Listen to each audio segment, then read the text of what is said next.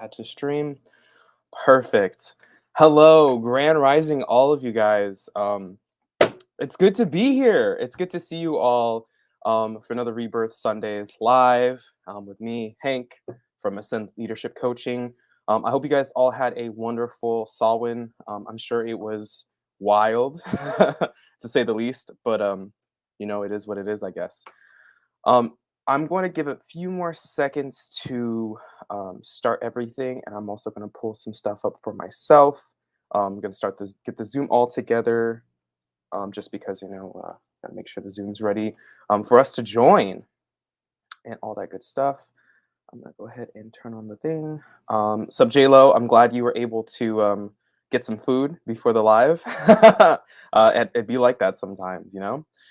And I'm gonna also put something else up for funnies, if it'll let me. I think the problem last time was my fiance. She was working on. Let's see. She was working on a what's it called? She's working on her website. She just relaunched.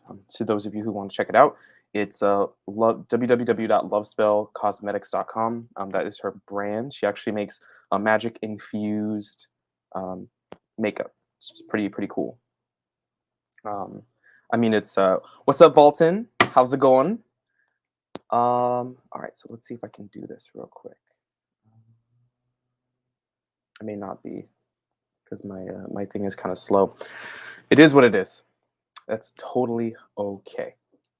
So I hope you guys are all having a wonderful day. Like I said, I'm gonna give it a few more seconds to start, and maybe I'll try playing it. Let's see if it'll let me. I'm doing great. I'm basically doing the same thing as well, just chilling. Wait, this is not the clip that I'm looking for. Oh, let me see. Where's that? Ah, there it is. So I'm about to put something on. It's super serial, And once it pops up, come on, you can do it. There we go.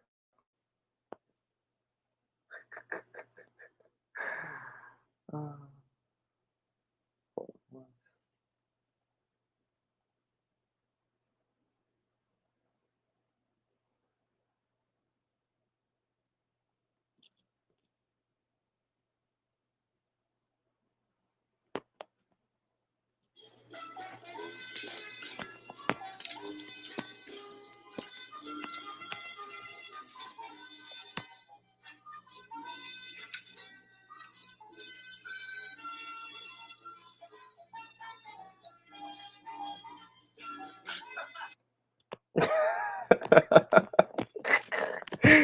Oh man, I have way too much fun doing that. All right. Thank you all so much for joining me in that wake up. It is it is a lot of fun. It's all good, Volton. I'll be on for a couple hours, maybe one or two. I'll try my best, um, as per always. It just really depends. I'm kind of in the middle of doing some secret stuff. It's not really secret, but I'm kind of busy at the moment. I might not get a chance to go live next week. So if I can't, sorry, but I will try because I really like doing this. I really like connecting with all of you, and really getting to know each and every one of you because you guys are all amazing and wonderful individuals. So today's live topic, before we go into the oh shit, Colby, yeah, you came just in the nick of time. I hope you were able to watch that and enjoy yourself. Be gone for like 5 minutes, but I'll be here. Sweet, whole team. So today's topic, before we get into the live call-ins, and another thing, actually, I'm glad you're here, Colby. Our friend Colby, who is a amazing reader. Fun fact, Michael's mentioned this before, actually, but he has actually not really done any content, and he is our top paid consultant here at Clear Sight Consultant because he is that much of a beast. Shout out to Kobe, you're amazing and awesome.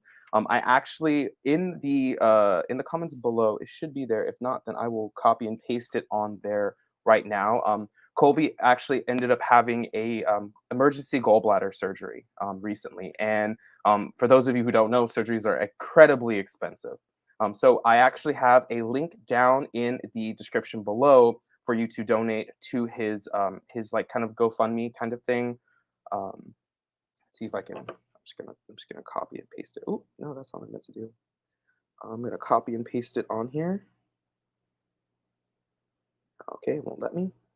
That is okay. I have it over here, and that's probably for the best anyway, so I can put it on the Facebook or Instagram as well. Where is it? Oh, perfect. Perfect. So yes, so any little thing helps. If you can share it, that would be also very, very helpful to help Kobe out. Kobe gives a lot of his time and energy, not just to Clear Sight, not just to Mystical Illuminations, but also to all the people that follow him. If you aren't already following him, I highly recommend you start following him. His astrology is bar none. Yeah, of course, no problem, Kobe. That's what we're supposed to do. We're family, and I really hope you guys help share it. I'm going to talk about it a couple times throughout the live, just an FYI. But I guess actually that moves into a perfect timing to what I'm discussing today, which is leading through disaster. I really felt called to kind of like start this topic off, start this live discussing it. And then, of course, we'll move on to, like I said before, the Zoom calls where you can call in and we can have a conversation. It can be coaching. It doesn't have to be coaching. I mean, in most often cases, I mean, the whole essence of coaching is about having a conversation. So if that is the case, you know, if you just want to have a conversation, just have a fun chat with me, please definitely do. But like I said, coaching through disaster. You know, we live in trying times. I mentioned this quite a few times, quite often that things are crazy. So in the midst of the chaos, that is when it is most important to show up and be the leader that people really need, even if they may or may not be able to voice that. What's up, J Lo? Thank you so much for making it. What did you eat? That's what I want to know. What did you eat for breakfast? That'd be awesome. Um, J Lo, you're such a loving light. I love you whenever you come on lives. Um, so uh, when shit hits the fan, when chaos is amongst everything, and I'm asking all of you as well, you know, give me your input. What do you think is the most important quality of a leader in the midst of a disaster? In my mind, and what I can think about is, I don't know if you ever heard the song. I forget what song it is. I don't even know if I can play it on here. I'm pretty sure I did get copyrighted strike, but there is a song by Earth Gang. I forget the name I forget what song it is, but one of the lyrics is like, you could tell a man by how he handle how he or what he does when he's under pressure. Maybe I can get that I drink coffee. There's nothing wrong with that. I have myself intense this like god water that I create, which is one of the god waters that Michael like it was talked about. I forget what ceremony it was. It was a couple months ago, but I actually have like this wine bottle, one of the prophecy wine bottles, and I basically taped my intentions on the back of it, and I fill it up with water that's distilled with the crystal that I put like on the top of the water bottle, and I like lets it sits in, and then I put in a bunch of other different like herbs and some like powdered caffeine stuff, as well as chlorophyll, so it like turns kind of green. I call it like my fairy water. Staying grounded and anchored in the midst of the storm. Yes, I love that. I love that. Take a moment and smoke a blunt with music, then go on to whatever. I like that, Bolton. That honestly, that is so important. Like staying grounded. That's another way of staying grounded, and I love that. I mean, you know, weed is a great stabilizer and grounder. So if that is what works for you, then I think that's really cool. Awareness is the first step. So I'm really happy to hear that. Um, I think one of the highest qualities for me, especially this is something that I always have to struggle with, not necessarily struggle with, but something to remind myself with, is basically to remain, what's it called? Um, Remain in a place of action and patience. I feel like that is like what is really important because when there's chaos going on, more often than not, number one, there's going to be a bunch of people, maybe possibly that are going to be wanting to be leaders, and they're going to try to like, oh, we need to do this, we need to do that, we need to do that. And there's not going to be necessarily a lot of people who are going to be like, okay, I'm willing to listen. So coming up to that point and plan of being flexible and willing to work with the people that you're around, if you're around people in the middle of a disaster, because some people are going to be freaking out. There's going to be like that one person, that one Karen in the corner that's going to be like, oh, what's going on? And you're going to be like, okay, we got to get out of here. The place is about to explode. And they're like, I don't know what's going on. Like, you need to move. So staying vigilant, action, being prepared to move forward, but also being prepared to listen, I feel like is really, really, really important. Vaulting, blow off some steam on paper, physical workouts. I always done it that way. That's a great idea. I really like that, Vaulting. So, maybe some shit is about to hit the fan, and you're like, okay, I just got to do some push-ups real quick. Do some leg lifts, jumping jacks. Write it out, write out your feelings. I think those are great ideas, honestly. So let's do some what I like to call it's like future visioning, or it's kind of like playing around. I forget what I call it. Anyway, whatever. It's not really important. So imagine this. You are at the grocery store. A very common place. Everyone more or less goes to the grocery store. Maybe not so much anymore. But you go to the grocery store and there's an earthquake. All of a sudden, like the stand starts shaking back and forth. What are you gonna do? How are you gonna take care of yourself?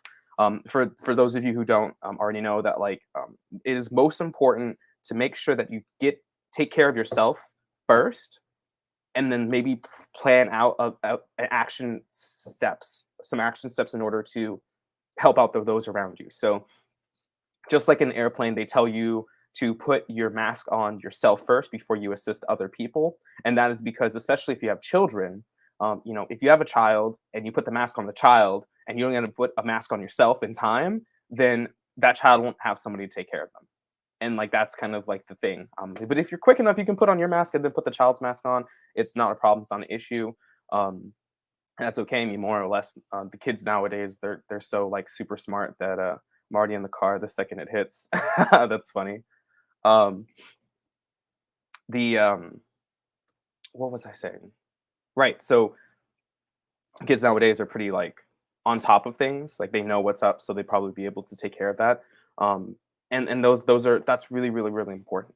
The Let's see, what else can we say?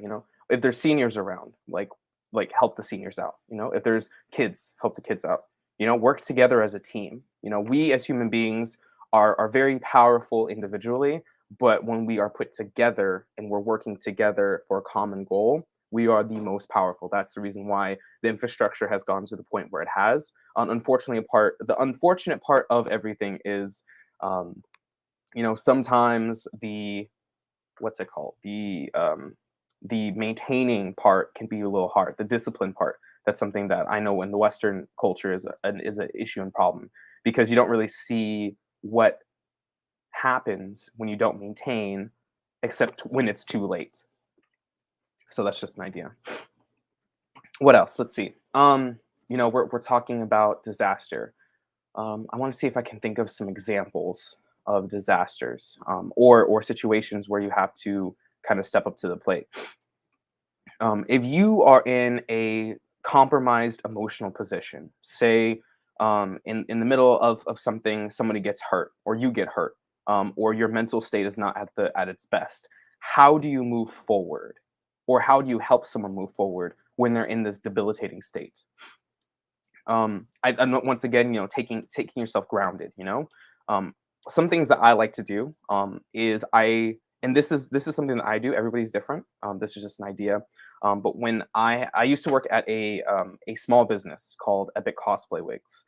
This was kind of quite a few years ago. And every single day towards the end of me working there was like an emergency. Something was falling apart. Somebody was not doing something correctly. And it was always like these last minute types of things where we had to basically go and like last minute, like I'd be working like 10-12 hour shifts there. And because like somebody forgot something, or the boss was like, we need to do this and this and this.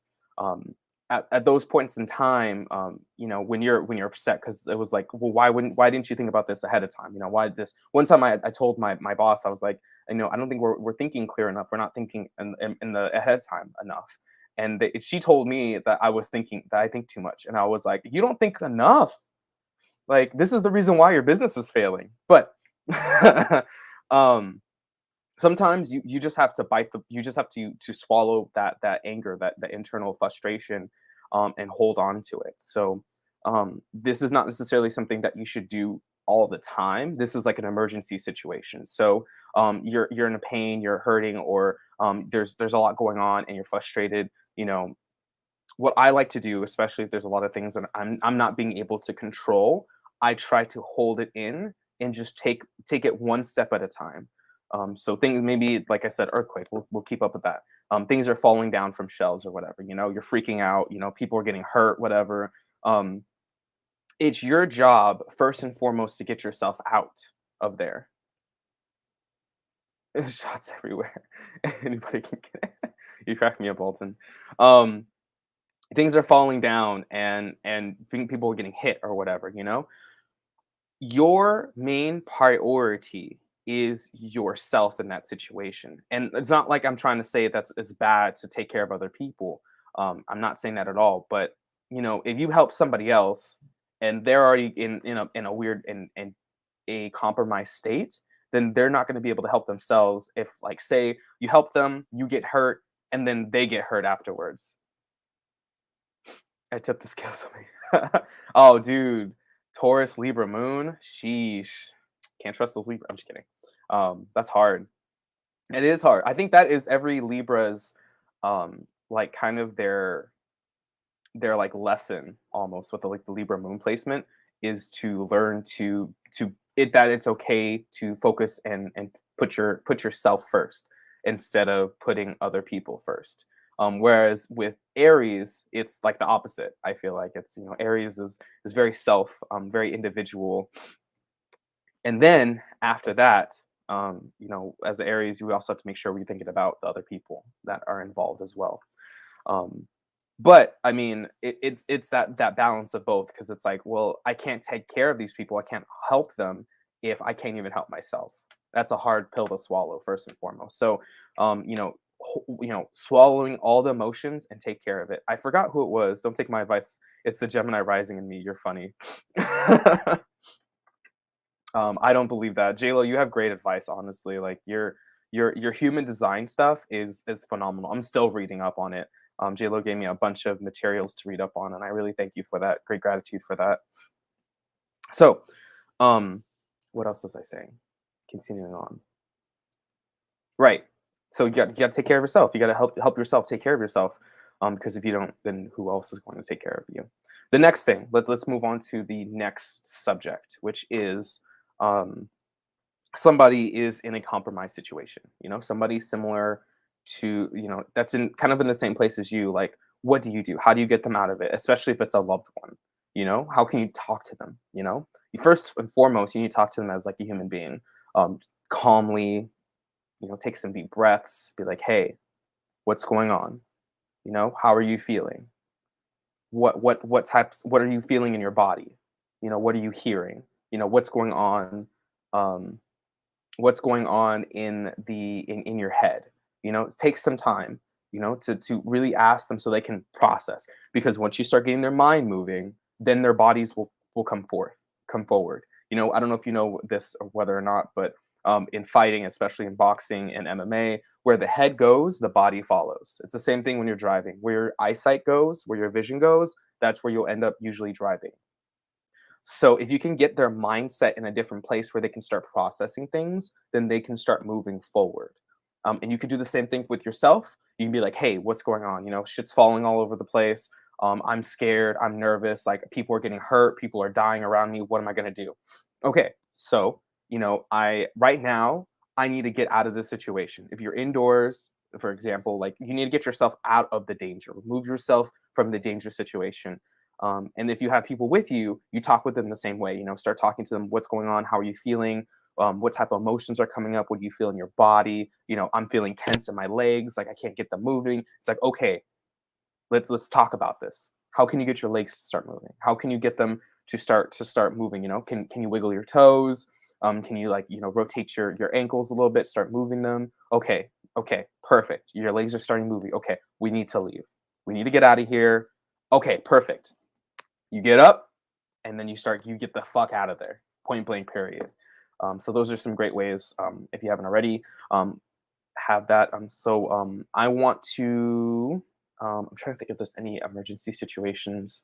Oh, I do have a story. It's not a personal story of mine, but I was told told about it. So this was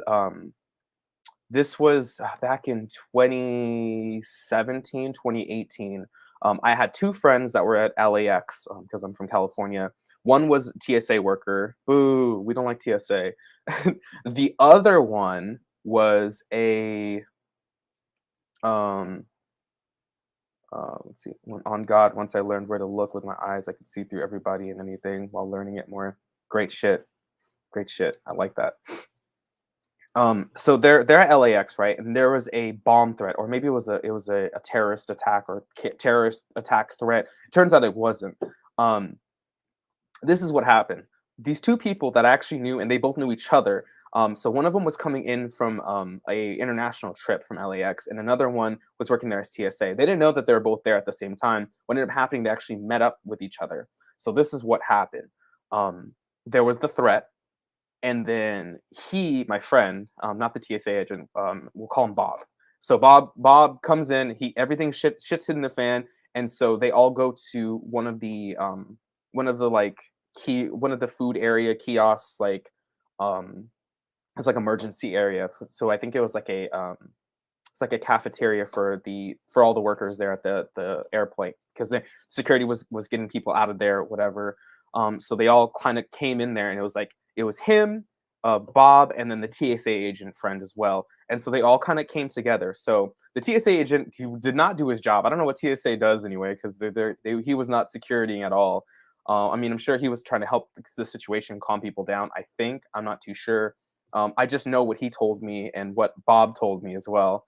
So they get in there, and Bob is like, I got to make sure shit gets taken care of. I got to keep people safe. I'm going to keep myself safe. So what he does is he actually starts grabbing the plastic forks, or the plastic knives and forks in there. Yeah, nothing. They don't do shit. He starts grabbing the plastic forks and knives, right? And he starts handing them out to people. And he's all like, if they're gonna come in here, we're gonna fight. I know we don't have any actual weapons, but this is better than nothing. And so he's like handing them out. The TSA agent was shaking the whole time. He no longer worked at TSA, I think like a couple months later after that. But that was a great example of leading in a disaster. Regardless of how silly it was afterwards, at least Bob was giving everybody in that cafeteria, which was like 30 or 40 people in there, a chance to fight back and a chance to live.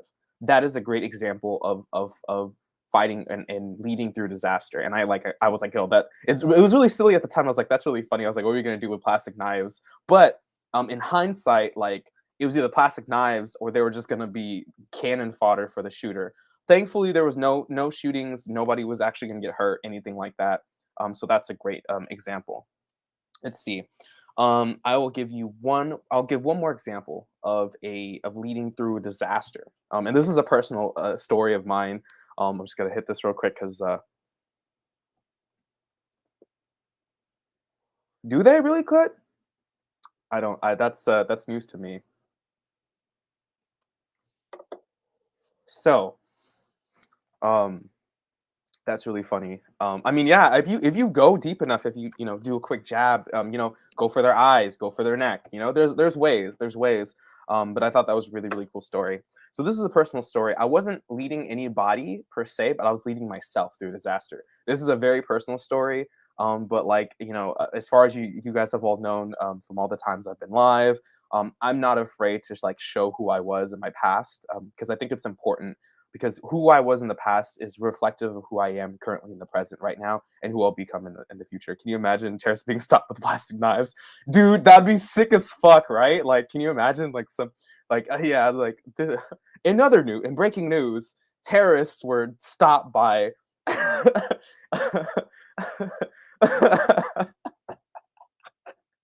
individuals stabbing terrorists to death with plastic knives. Dude, that's metal as fuck. Can you imagine that? That'd be hella cool. But it's great thinking on your feet. That's kind of what it is. It's like quick critical thinking. Like, what's the situation that I'm in? How can I protect myself? how can I protect others, and how can we gain our can how can we combine our strength together as one to take care of this issue. Right. So personal story. I'm not afraid of it. So I no longer have this, but I one point in time in my life, I actually was going to be in prison for 5 years. So let me give the backstory of what happened. Of course, it was classic racial profiling, and it was with the TSA, which is one of the reasons why I hate the TSA, which is why I bring up the story in the first place. And I was like, oh, let's talk about that story too. This was back when I was like, I think I was 20, so let's see, I'm 27, I'm 27, 28. Dude, I don't know how old I am anymore. This was back in like, I think it was 2012, 2013, around that time. I was working for that's just gave me that just gave me flashbacks. Sorry. I I had just gone camping, and I was working for this inventory company where I would go and audit places.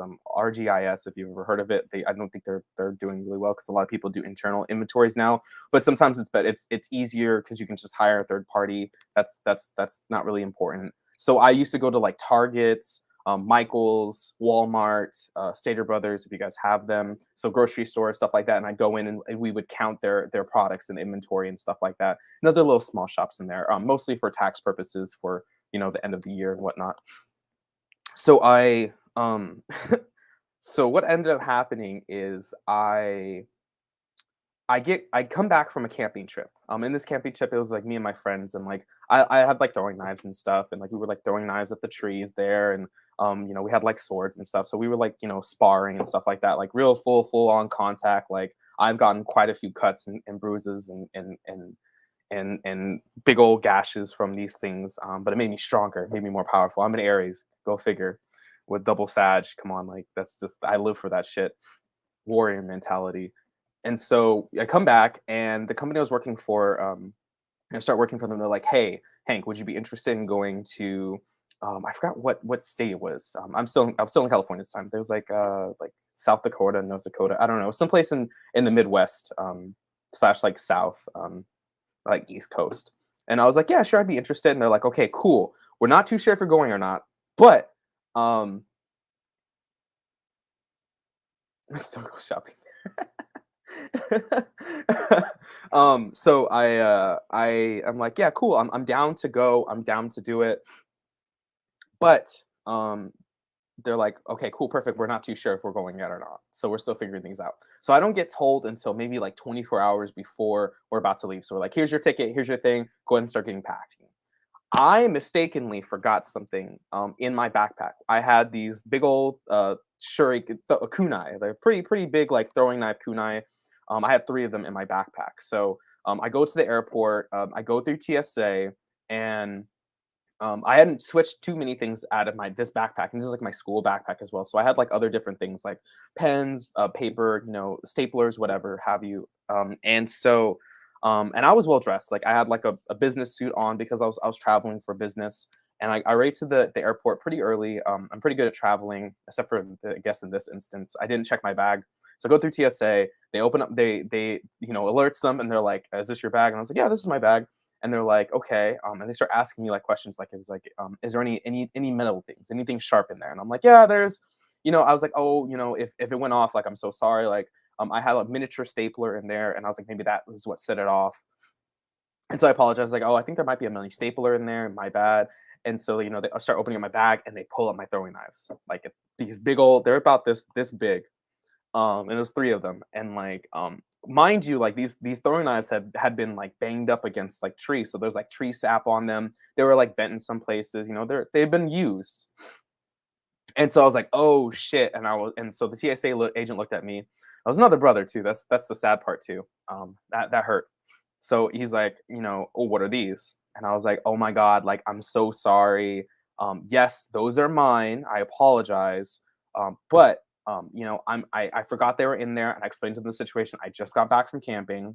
It was my fault. I'm so sorry. Just throw them away. I'm on a business trip. Like it's okay. Like it was a mistake, and I'm so sorry. And he's like, normally we would, but these are kind of big, so I need to talk to my supervisor. And I was like, oh god, okay. So he talks to his supervisor, to TSA agent. They're talking, and then all of a sudden, a police officer comes up, young white dude, super, super chill, super, super cool. And he's like, "Oh, what's going on?" And I explained to them the whole story, and I apologized. I was like, "Just throw them away. I know you guys can do that. I made a mistake. I'm so sorry." The air is me. I did, especially because like the whole time that this was going on, like I'm completely calm. I'm completely straight faced because I know if I start freaking out, then I'm gonna make a scene. So I'm trying not to make a scene. I'm trying to look like as calm as possible, and like I'm trying to explain to them consistently, like this is a mistake. I'm so sorry. Just throw them away.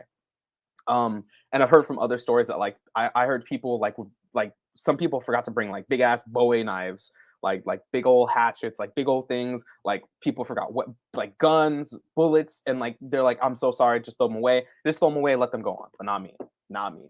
So the police officer talks to me, and I'm like, I'm so sorry. And he's like, okay, well, it seems like this was a mistake. And I'm like, yes, it completely was. I'm so sorry. He's like, okay, well, we I have to ask you some questions and write up a report of it. And I was like, okay. I was like, that's totally fine. Like, there's no problems, and keep going on to my keep going on my flight, right? He's like, yeah, that's not a problem. And I was like, okay, all right, cool, cool. So I follow him, to this like side area. I see my boss. I was like, or I see my manager that I'm flying with. I was like, oh, that's my manager. Just to show him, like, yes, I'm on a business trip. I swear to God, I'm not trying to assassinate people on an airplane. That's not my fault. I know people that brought blunts on with them, like in their carry-on luggage, and they just let them go. Not me. Um, and he's all like, "Oh, do you want to talk to him?" And I was like, and I asked him, I was like, "Is this going to take really long?" And he's like, "No, it's not going to take long." And I was like, "Okay, well, if it's not going to take long and I'm not going to miss my flight, then let's go ahead and take care of this. Do whatever needs to happen. Give me a ticket, whatever. I just need to." I told him, I was like, "I just need to go to my flight. I need to go to work." Oh, yeah, I know that would have been funny if I did like the Japanese thing where I just like as far as I can go, just like face plant and be like, "Chotomate, I apologize."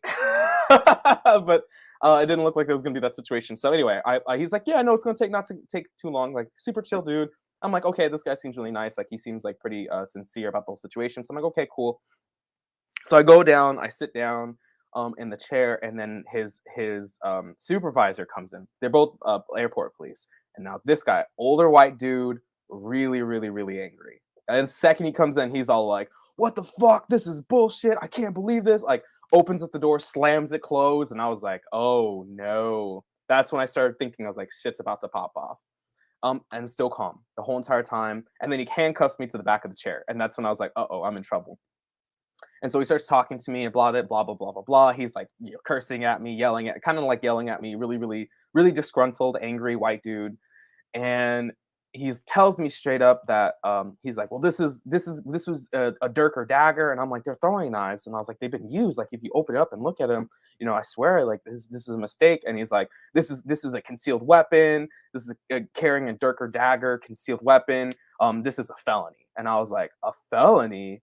And I'm like, oh no. And I'm like, oh shit, I'm going to jail, aren't I? And he's like, oh yeah, you're going to jail. Like, I was like, oh shoot. And so, we start going through the whole entire situation, and I'm still calm because I want to show. Yeah, it did. It did go 0 to 100 real quick. Like, I was like, oh my God, what the hell's going on?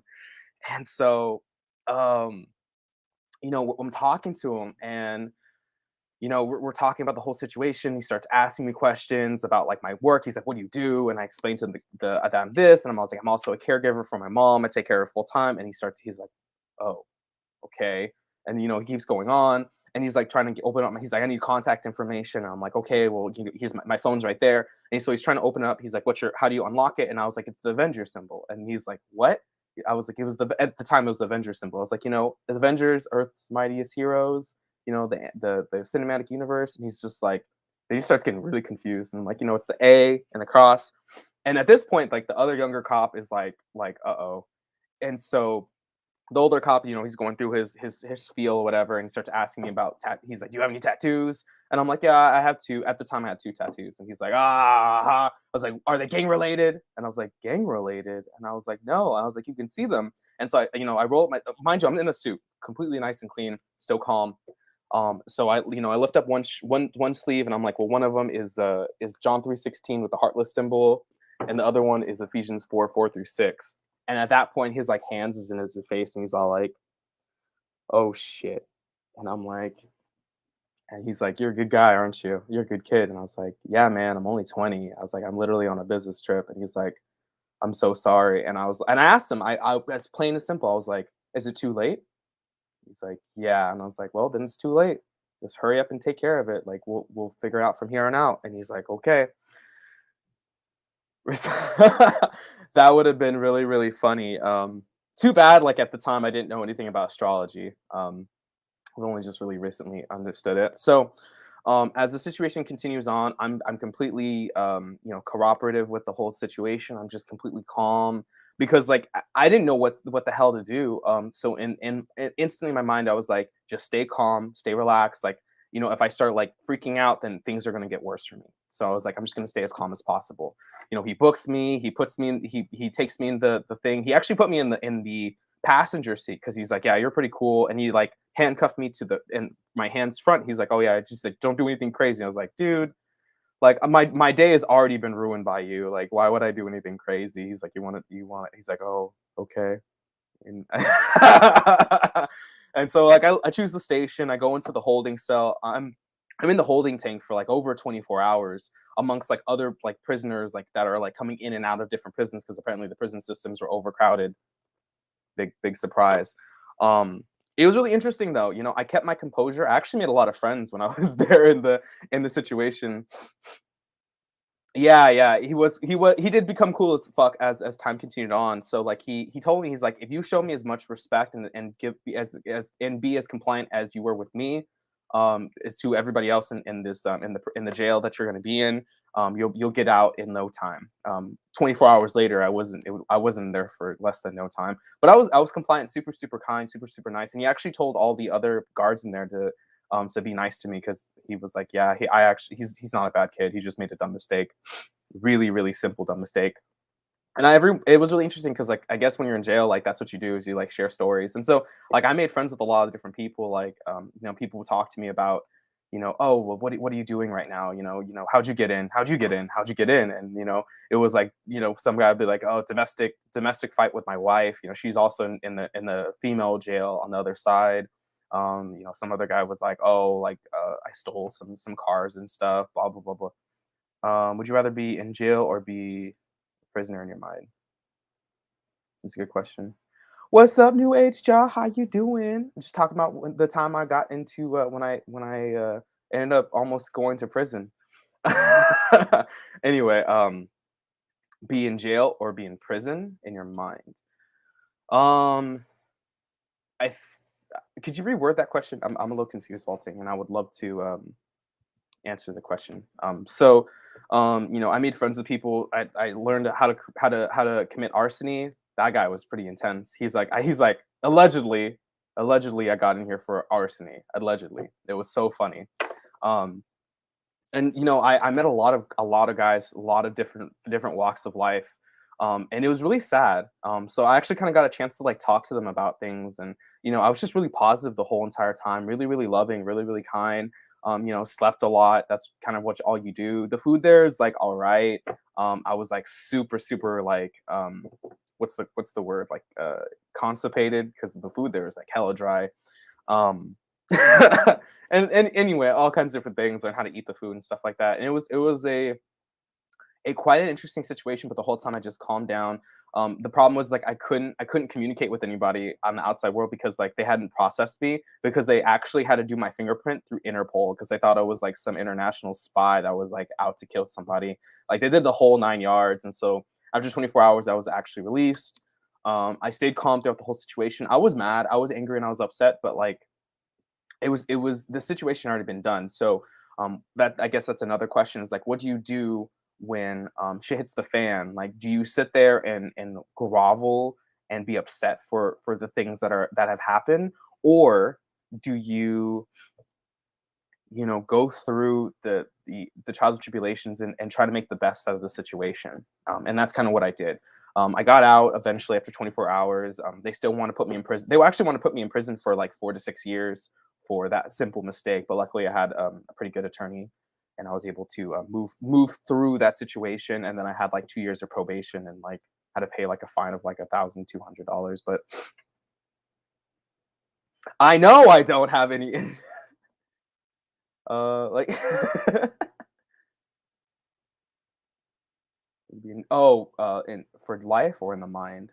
Um, I think I'd rather be in jail in life versus be in jail in my mind because in a sense, like if you are in prison and if your mind is a prison in itself, which I've been in a situation like that previous times, many times, you even if you're like free on the outside, like internally you're not free. Vice versa, like if my body's in jail, like I actually felt pretty alive when I was there too, because I was like trying to figure out like, okay, like how am I gonna make friends with like the big guys, like what faction should I work with? Or maybe I should just stick to myself. I was like, I'm just gonna stay in the library. Like I was already making plans, like of how to like be friends in the jail and like how I can make the most of the time there. And I was pretty tired at the time too. So I was like, I'm just gonna like nap for the most of the time. They'd move us around. This is like a side story. So I met this one guy, right? And he was all ripped up. Like he had like a bunch of like scraps, like fresh like scabs on his like legs and arms, like from the shows. Oh, that's funny.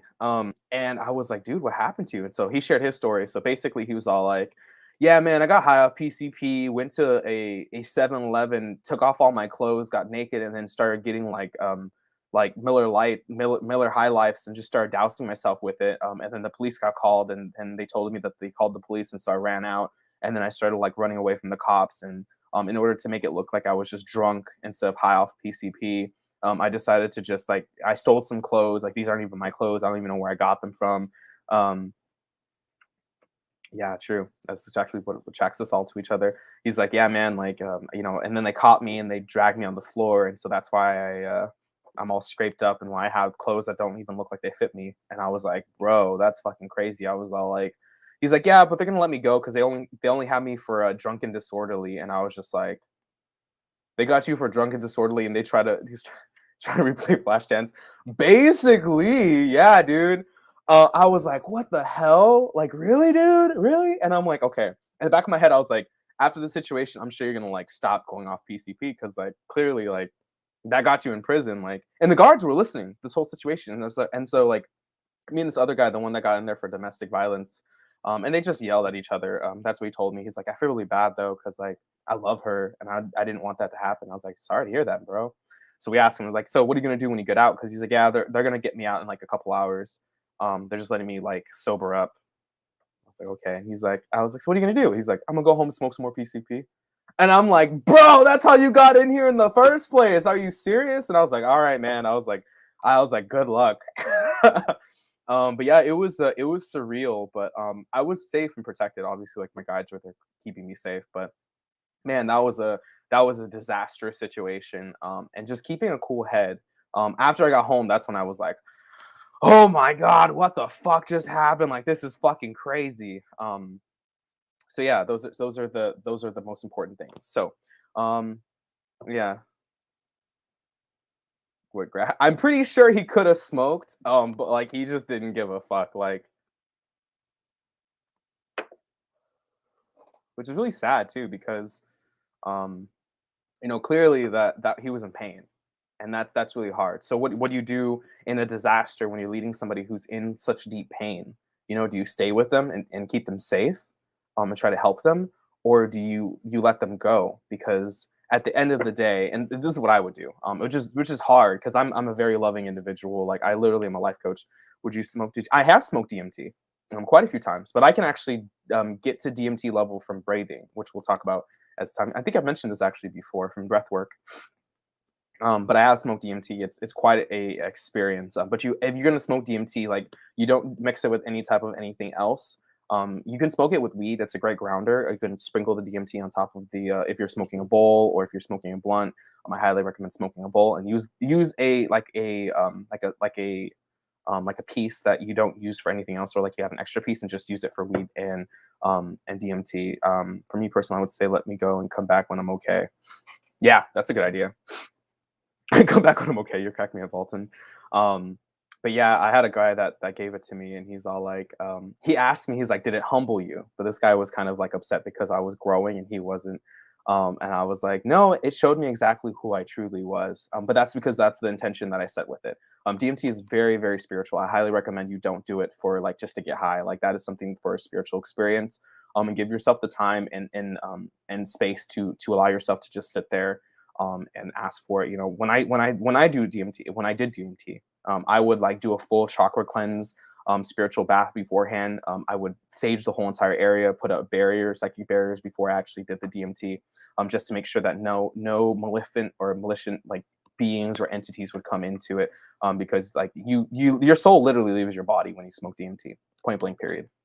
Anyway, sorry, go off on that tangent. But it is what it is. So I'm gonna go ahead and prepare us to do the come on. Oh, there we go. To start the live Zoom. I hope you guys are ready and excited. I am. I always love doing this with you guys. Okay. So go ahead and invite. Okay, okay. So, started smoking granules. I'm 20 right now, but I've never done anything else other than drinking for special occasions. So, we probably need somebody to guide me through it. Yes, I highly recommend you get somebody to guide you through it. Somebody actually told me what to do when I did it. I could talk about it a little bit, but honestly, like if you're not going to do it for spiritual purposes, don't do it. Don't do it at all. It's not something that you would do because somebody that I know who was like hanging out in that same group of people that gave it to me, but one of the guys happened to be a really cool dude, which I don't think he only came in just to pick the stuff up and then left.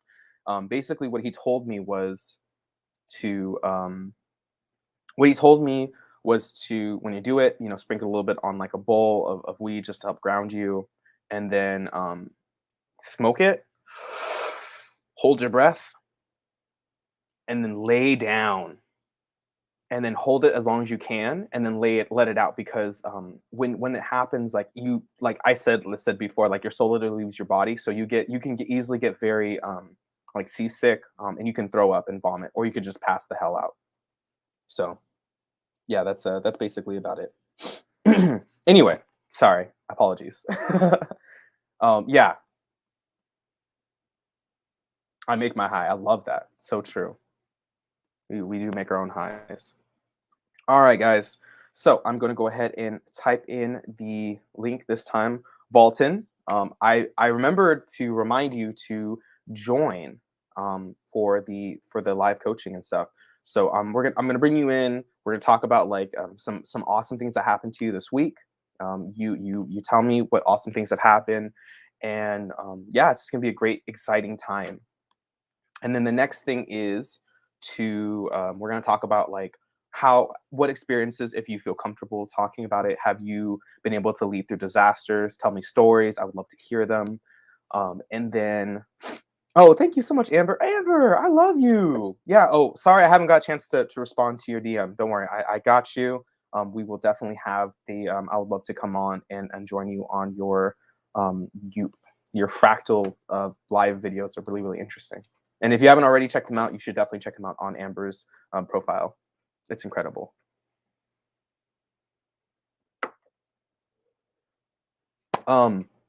Yeah, so one more time, like I said before, I want to re-announce to all of you here today, our friend and our my friend, fellow colleague of Clear Sight Consulting, Mystical Illuminations. His name's Colbe. He had a emergency surgery recently for his gallbladder, and the costs for it are he hasn't gotten the bill for it, but it's a surgery. Surgeries are expensive, so we are going to be he's doing a kind of like a GoFundMe kind of sort of thing to help pay for accepting donations. Anything helps. It's or even just sharing it can help as well. For those of you who don't know Colbe, he is one of the best. We're all amazing, but he's one of the best consultants that we have here at Clear Sight. He has hardly made any content videos for our channel. However, he is our highest paid Clear Sight consultant because he's just that amazing and great. His astrology is on point. If you aren't already following him on Instagram, I highly recommend that you do. Here is his GoFundMe information. I'm putting it in the chat. Go share it, donate if you can. Any little thing helps because surgeries are expensive, and all that good stuff. So I'm gonna go ahead and bring in the first person. Oh yeah, got you. Don't worry. I'm bringing you in right now. Okay, let me go ahead and start the video. And share. Give me 1 second. Hello? Hey, what is up, Mr. Volton? How are you doing? Give me 1 second while I pull up the Zoom. I don't need to show participants. Perfect. And all right, we are in it. Perfect. Thank you all. Thank you so much for joining me. How are you doing today, man? Thank you for having me. Sorry, I'm kind of having like a little fanboy moment.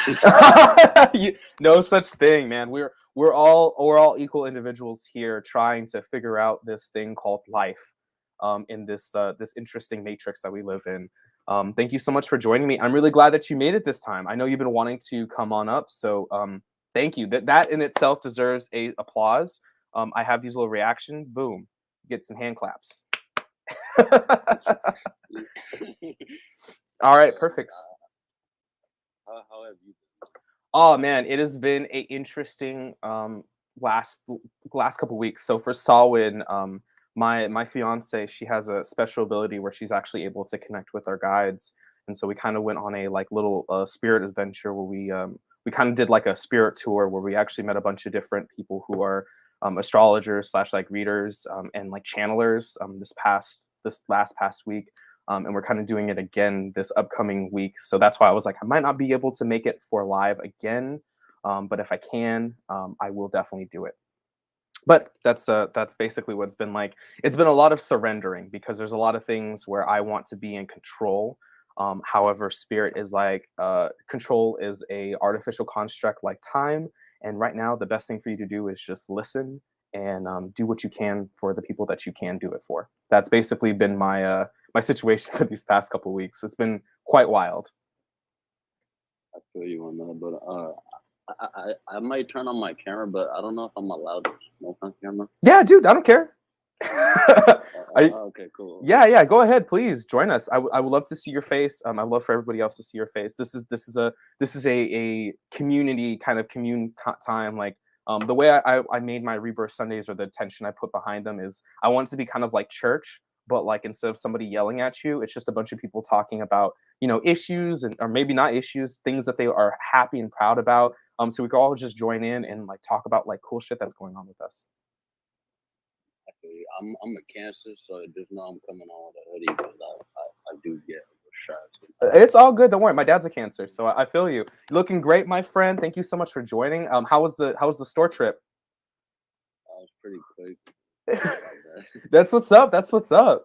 So, talk to me. How has your week been?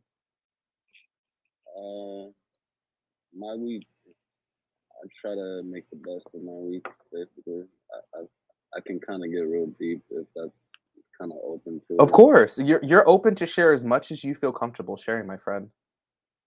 I don't mind sharing a lot. I'm pretty open. Like sometimes That's I a feel like Cancer. I feel like I'm very too open, especially like I feel like recently, like I've noticed, like something you brought up about a story that you just mentioned. The flashback it gave me was like noticing the toxic patterns that I allowed myself to attract or Mhm. just to be a part of. And but I know like certain times of how to cut it, but sometimes it's kind of hard to cut it from this, like if there's someone like related to you or Yes. someone who you least expected it. Absolutely. It's hard to um and this is like an Aries kind of thing, but it's still a hard thing, especially you being Cancer. Cancer is so psychic, and what people don't know, I feel like, about Cancers, it's just like, if you've ever heard like what's emotion, energy, and motion. Cancer, you pick up on that shit real quick, and like you get attached to like the situation, and you feel the energy in the room, and sometimes it's hard for you to decide things for yourself when like like that's the best course of action, but you also want to make sure and take care of people. All the water signs, like I give it to you, like as a triple fire, like all the signs have their own issues, but like water signs, you guys have that psychic ability, but it's almost like that double-edged sword where it's hard to differentiate what your energy is and what other people's energy is, and being able to really follow it. So I feel you on that. I'm sorry to hear that, but it sounds like you understand it and you work hard on it, and so good for you, man. At least you know, and that's all that matters. Yeah, I can't thank anybody else honestly other than kind of myself, but mainly the Yeah. whole mystical illuminations. Like I tell a lot of people who I talk to who, like in this group, like people, Josh, he just gave me like a Instagram, like a poll that kind of made me like right when you said that about the link and that how I was supposed to try last time, it gave me like the urge to not hide anymore That's good. because that's what. So like I tend to like as a cancer, I had Aries Oh shit. cancer. Oh Yeah, so it's wow. like I feel the mixture of both, and sometimes I let it like get back to me, or I don't allow myself to. So it's like I appreciate New Age because that reading definitely like put me in a whole different direction for the whole day. Oh, dude, I'm glad to hear that. Shout out to Ja. She's amazing. She's I hope she incredible. heard that too. I'm Like sure on she my did. birthday or something. That's really sweet of you. She does a lot for a lot of people. Like all of the Clear Sight consultants, we do it. I mean, this is probably speaking for myself, but I'm pretty sure everybody is in agreement with it. But like, when we come up on here and we talk and we make the videos and we discuss things and we show ourselves, we're not just showing it for obviously we're not just showing it just to like help others, but we're also doing it to help ourselves. Yeah, she is awesome, Lo. I'm sure she's here. She's just hiding someplace, probably taking care of her amazing little babies. But yeah, so good for you. So what exactly did Joss say? I would love for you to get your opinion on what you got from it. So if I'm trying to remember off the top of my mind, because this was like around like 10:30 my time zone, I'm from Chicago. I'm kind of open about that. Sure, what's up, Uh, Chicago? My mom's from Chicago. That's what's up. yeah, I heard that you came to Chicago before, and I was that's what I was gonna say. Like the city cops, like my experience was Oh, not the city cops out there are ass, dude. yeah, but it's worse when it's like a college campus cop versus like a Ah, city cop. because Because they have that's something my to prove. situation that yeah. So it's like I've been in a weird flashback. Like that's a flashback. It hit me because like I'm hard of hearing, Oh but shit. like I've never really been like like a cop comes up to me and stuff. But like one time when it was like that, like I had to make sure because like there's certain people I know that personally like had lost somebody due to like a cop, offing someone. Yeah. But so instead of like reaching in for my headphones or my phone, like I gotta make sure the first thing I say is hard of hearing. Yo, I got headphones in. I'm hard of hearing. Give me a second. Yes. But but it's like it kind of caught me off guard. But I'm free to talk about anything that can be deep or not. Like, and plus I'm a cancer, so you definitely will bring that shit all the way out of me. I love it, dude. Thank you so much. I appreciate you coming on and like bringing like your story. Everybody has their stories, and I think Peace Stealers mentioned this before. One of his recent like magical meme messages is like everybody that comes into your life, like they have something to teach you, and so I can't wait to hear like what you're going to give to us today. So talk to me. What are some things that you think make a good leader in like a disaster situation? I think a good leader is somebody who doesn't try to like let the let the moments of anxiety or the doubts or fear or just your mind plotting on your heart and letting it get let it connect the wrong dots. So where you respond or react in the wrong way. I love that. Like so it's like I say like a lot of people who know how to move right will always be able to move forever. True. It's like no matter what the weather is or what the pace is, like they will always move through that weather if they know how to move. And something I learned as growing up is learning not to respond or react sometimes, 'Cause sometimes it's not even worse to get either or. Yeah, Just keep walking in silence. I love that. But yeah, it's, something that you just said about the moon message, I remember I said this to myself, or I remember like giving someone this advice of like how you said, people, some people walk out or this and that. It's like I remember I said, some people come in your life, they pick up that paintbrush and start painting that picture with you, but if they don't want to keep painting it and they put it down, Yeah. keep painting it alone.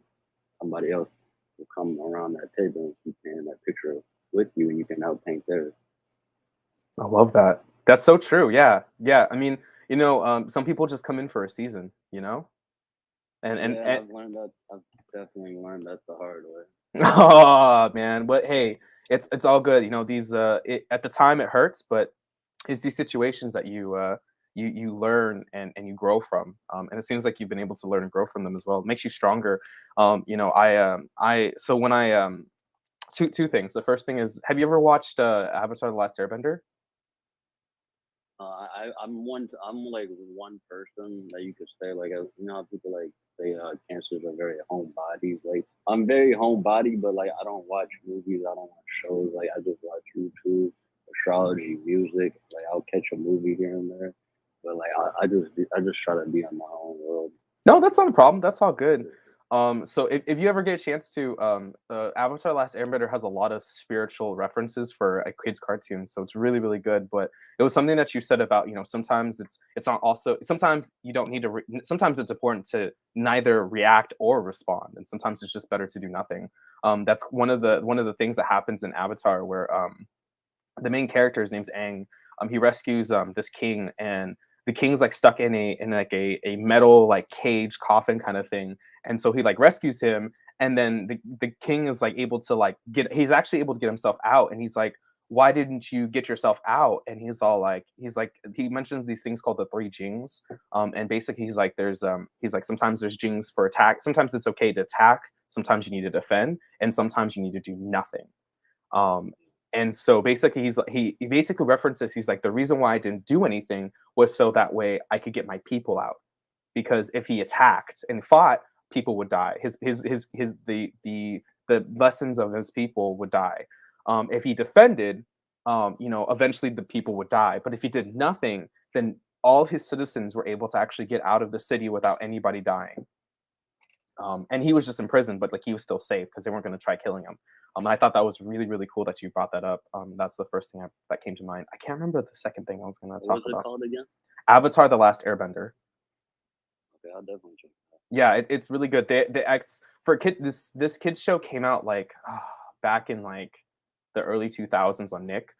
There's actually a part where like it talks about the seven chakras too, right there in your fucking face. It's really, really, really good. Talks about like opening up the chakras and like how to allow them to flow and whatnot. So it was really, really good. There's a lot of good stuff in it.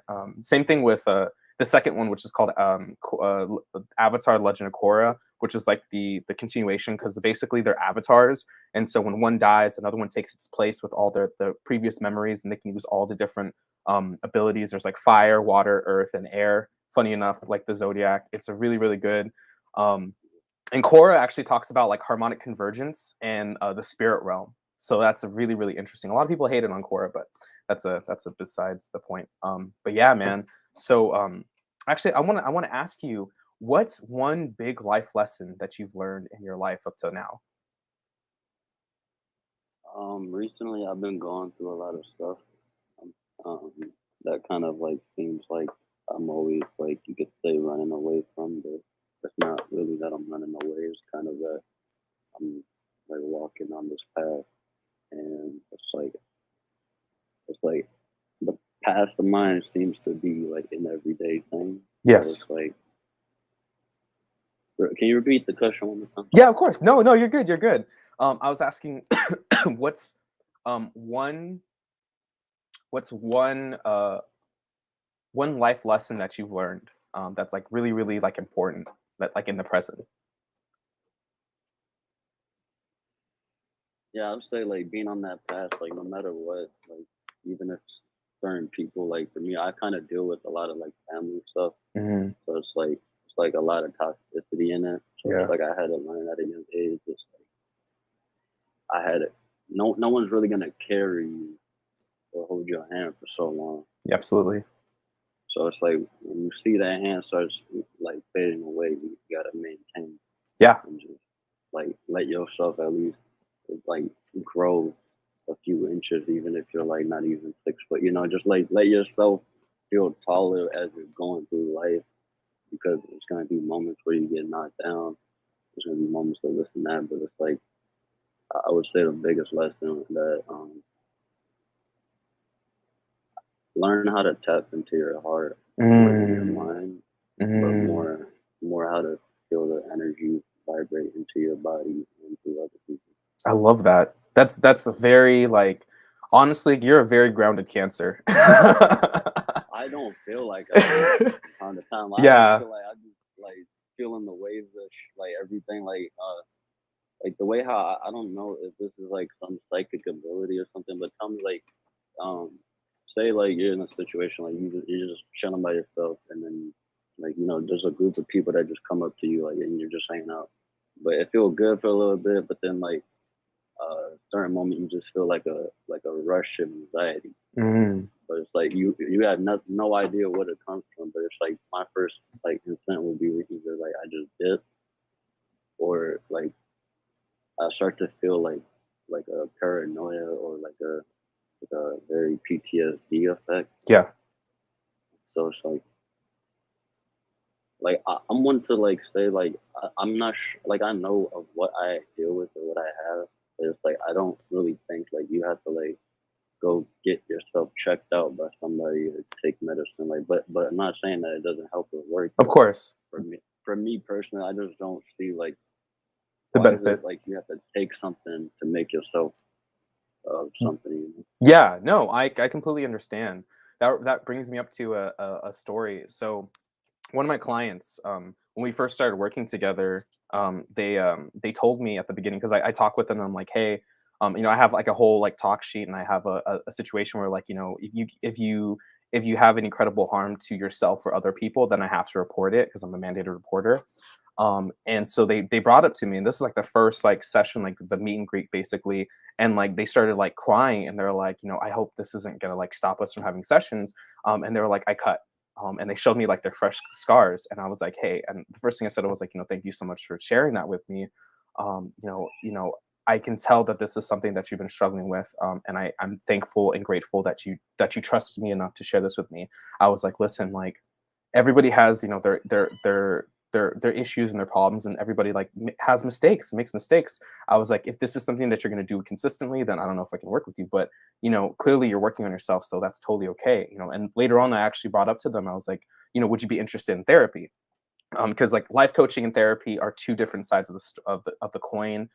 Therapy more so works on your past story to get you into like a present kind of stable-ish like position, quote unquote.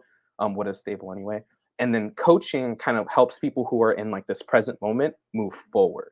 And like that's the difference between coaching and therapy. And so, I mentioned to them, I was like, I'll be your coach, but I won't be able to like help you with a bunch of therapy things like a therapist can.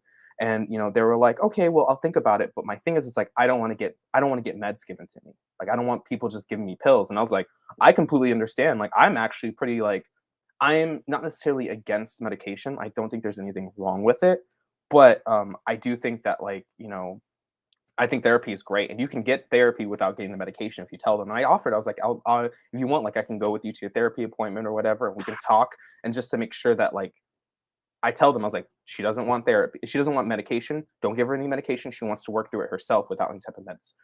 And she's like, okay, I'll think about it. And I talked to one of my mentors later on about it. I was like, hey, so, and they're like the neuropsychologist. So like, she's really, really smart. And I asked her, I was like, I have this client, explain the situation. And she told me this. She's like, not everybody needs therapy. And I was like, damn, that's fucking deep. Like it's a choice ultimately. Like I went to therapy like after towards the end of my midway through my coach training, just because I realized I had some unconscious bias because I took a bias class, and it's like, oh wow, I have this unconscious bias because of like my father, going back to the family shit. And so I went to therapy for a couple months, and I think thankfully because I'm a coach, I was able to kind of like work myself through it within a very, very quick time. But it was okay and perfect for me at the time. But I don't think everybody needs it. And I think you're a great example of it. You're like, I'm emotionally aware enough of myself that I'm able to work through my stuff. That means like if you don't think you need it, then you probably don't need it. I think that's like something to be really, really proud of. Like you're a very strong person, clearly.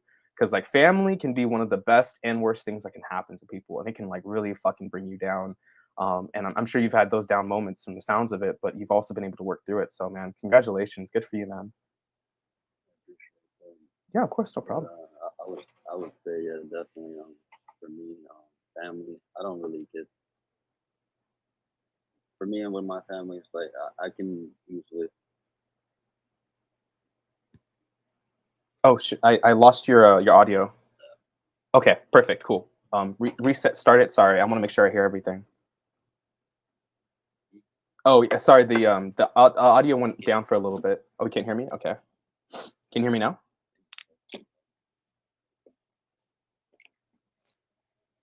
You're good.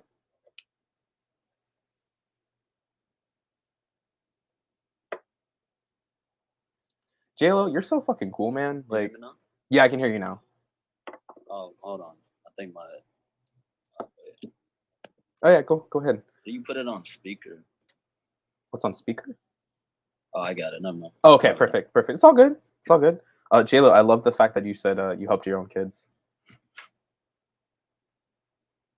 Yeah, I would say for me with family though, I don't know. I feel more drained if I like remove myself from that whole title or stuff like that. Because most of my anxiety or like stress or like the mental side of stuff and like that trauma or pain, it comes from family.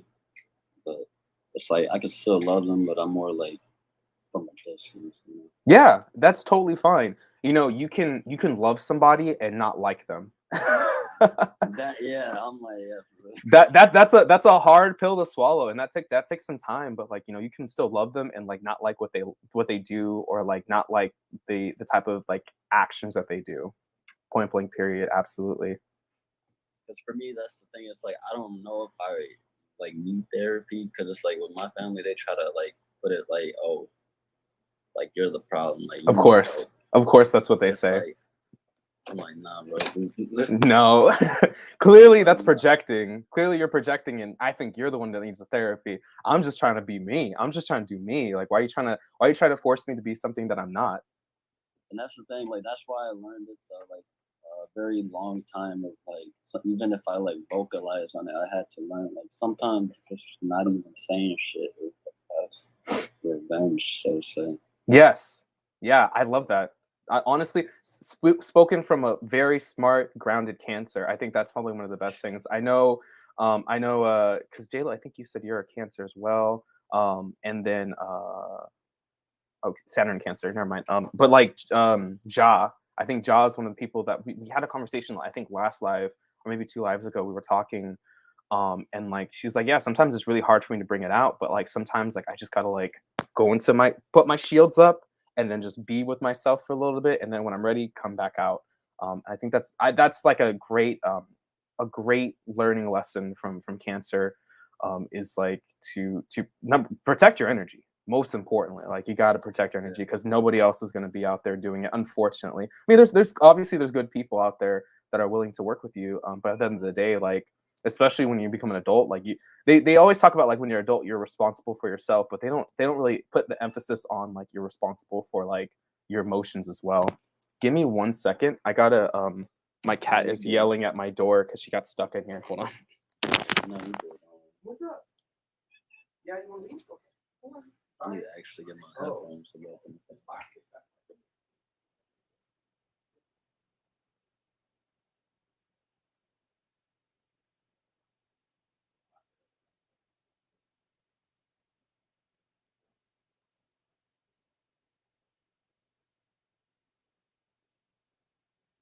This shit feels weird as fuck being on camera.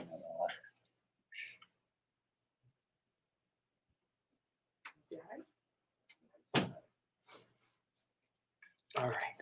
Cool. All right, I am back. So, thank you. So I want to show everybody. This is my cat Rosalina. Say hi, Rosie. Hi. That's a lovely cat, man. Hi. Okay. Yeah, she's upset right now because she's in my office room because my fiance is moving through things and there's plastic on the floor and she likes to eat plastic, so got to be careful. Yeah, I never got that. I had a cat once and I was like, why?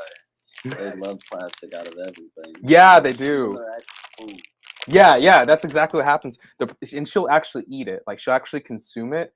And she'll like vomit very, very easily. She has like a sensitive stomach, so I gotta be careful sometimes. Anyway, so let me ask you this. Other than other things you've already mentioned before, like especially like protecting your energy, what's one thing that you would tell? What's one advice you would tell to a fellow Cancer son? I'm gonna say fuck off or fuck you, everybody. I love that. It's like the easiest way to put life to so much peace. Yeah, absolutely. I 1000% agree. I think that's great, like advice for everybody, but especially Cancer, because Cancer is I so just like think feeling. that comes from my Aries moon though. That- Like it just pops. no, I think everybody can learn that like advice. I think that's a great example. Hold on a second, sorry, I'm munching right now. Are you good? What you munching on? Oh, a little Nature Valley bar, the granola bar. What's up, Tavia? Yeah, I try my best. I try my best to be as healthy as possible. I'm vegetarian. I've been vegetarian for for almost over a year actually now. November marks a whole entire year I've been vegetarian for. It's been a great experience. I mean, it's not for everybody, obviously, but it really does like help cleanse your palate. But like when I was born, I was vegetarian. So anyway, so before because we're gonna keep talking for a little bit. If anybody else wants to join in, we can switch out because Fulton, you've been amazing. I love having you on. We can keep talking. But I also want to make sure everybody else has opportunity. So I'm going to put it in the chat as well. Oh, that's the Colbe one. Well, donate to Colbe's fund. Help him out with his emergency surgery. But let me go ahead and get the invite link. Perfect. So, Mr. Fulton, what is one thing that you want to accomplish this upcoming week? From what I got from New Age, like this has been on my mind for like a couple months, like a solid like 2 months. But I've been like I said, I've been going through some stuff. I don't mind sharing about it, but it's like I think like, I just want to like come out the shadows, stop hiding, like let my voice, you know. I love that.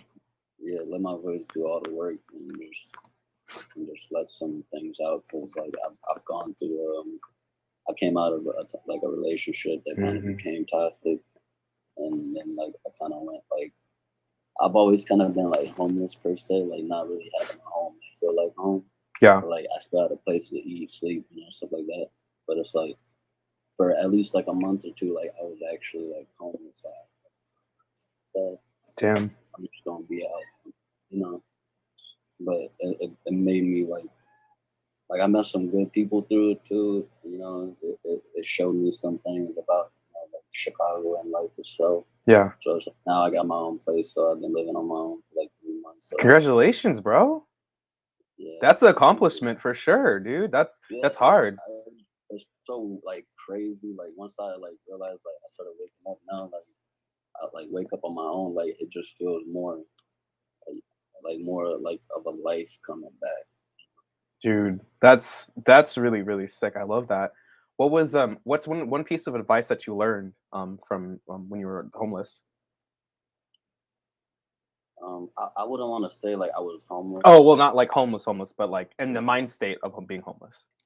In that mind state, definitely feeling like everybody left you out in the cold, but you're not alone in that cold. Dude. You're not alone in that storm. There's other people in that storm that come across. Cause like I've seen like just to get real deep, like I've heard like at least 4 like people, like Chicago is very like chaotic, itself. Oh yeah. But it's like I've seen like in my eyes, like I've seen people, like the cops showed up and bringing out body bags and stuff, like people out there losing their life or taking their own life. So it's like I've seen that during that time period, and it was like it makes me want to trust myself more, trust my heart more. believe in my spirit. So that it definitely gave me that message. It's like that's why I feel like I'm like I finally came out. I don't go live, like I don't do social media. Like the only thing I do is like Snapchat. You know, like I only have Instagram just to catch up on astrology. You know, get the messages, see how everybody's doing, and shit like that. But it's like I try to be low key as can be. You know, but I do appreciate you for having me on this time. Yeah, of course. That sounds. No, dude. Honestly, it's a pleasure. I've been wanting to have you on, especially when you're like, I want to go, but maybe next time. I was like, oh yeah, you're gonna come in. I made sure to make sure you came on. Neighborhood. She's the best, dude. We're just hanging out, talking. If you'd like to join and talk, I would love to have you up as well. Talk about more about potheads. It's a great live show. Which is why I was like, oh, it's totally fine to smoke on here. Like Leanne, she's always smoking. She gets me to smoke sometimes. She's a great bad influence. Best great influence. Just kidding. No, she's the best, dude. But yeah, man, I love that. That's crazy. That's a lot of like low vibe around you, and you're able to come out of that. Because I know, like, I mean, this is the time, like, we're in the end times. Like, people are going to be dropping even more so soon than before. So that's really, really, really cool. That you're able to do that. That you're able to like move from that situation. That's a scary place too. It's like to see that. It definitely takes. I do still feel like the cloud above me, you know, but I do see the sun. Oh, dude, that's great shit, man. Congratulations.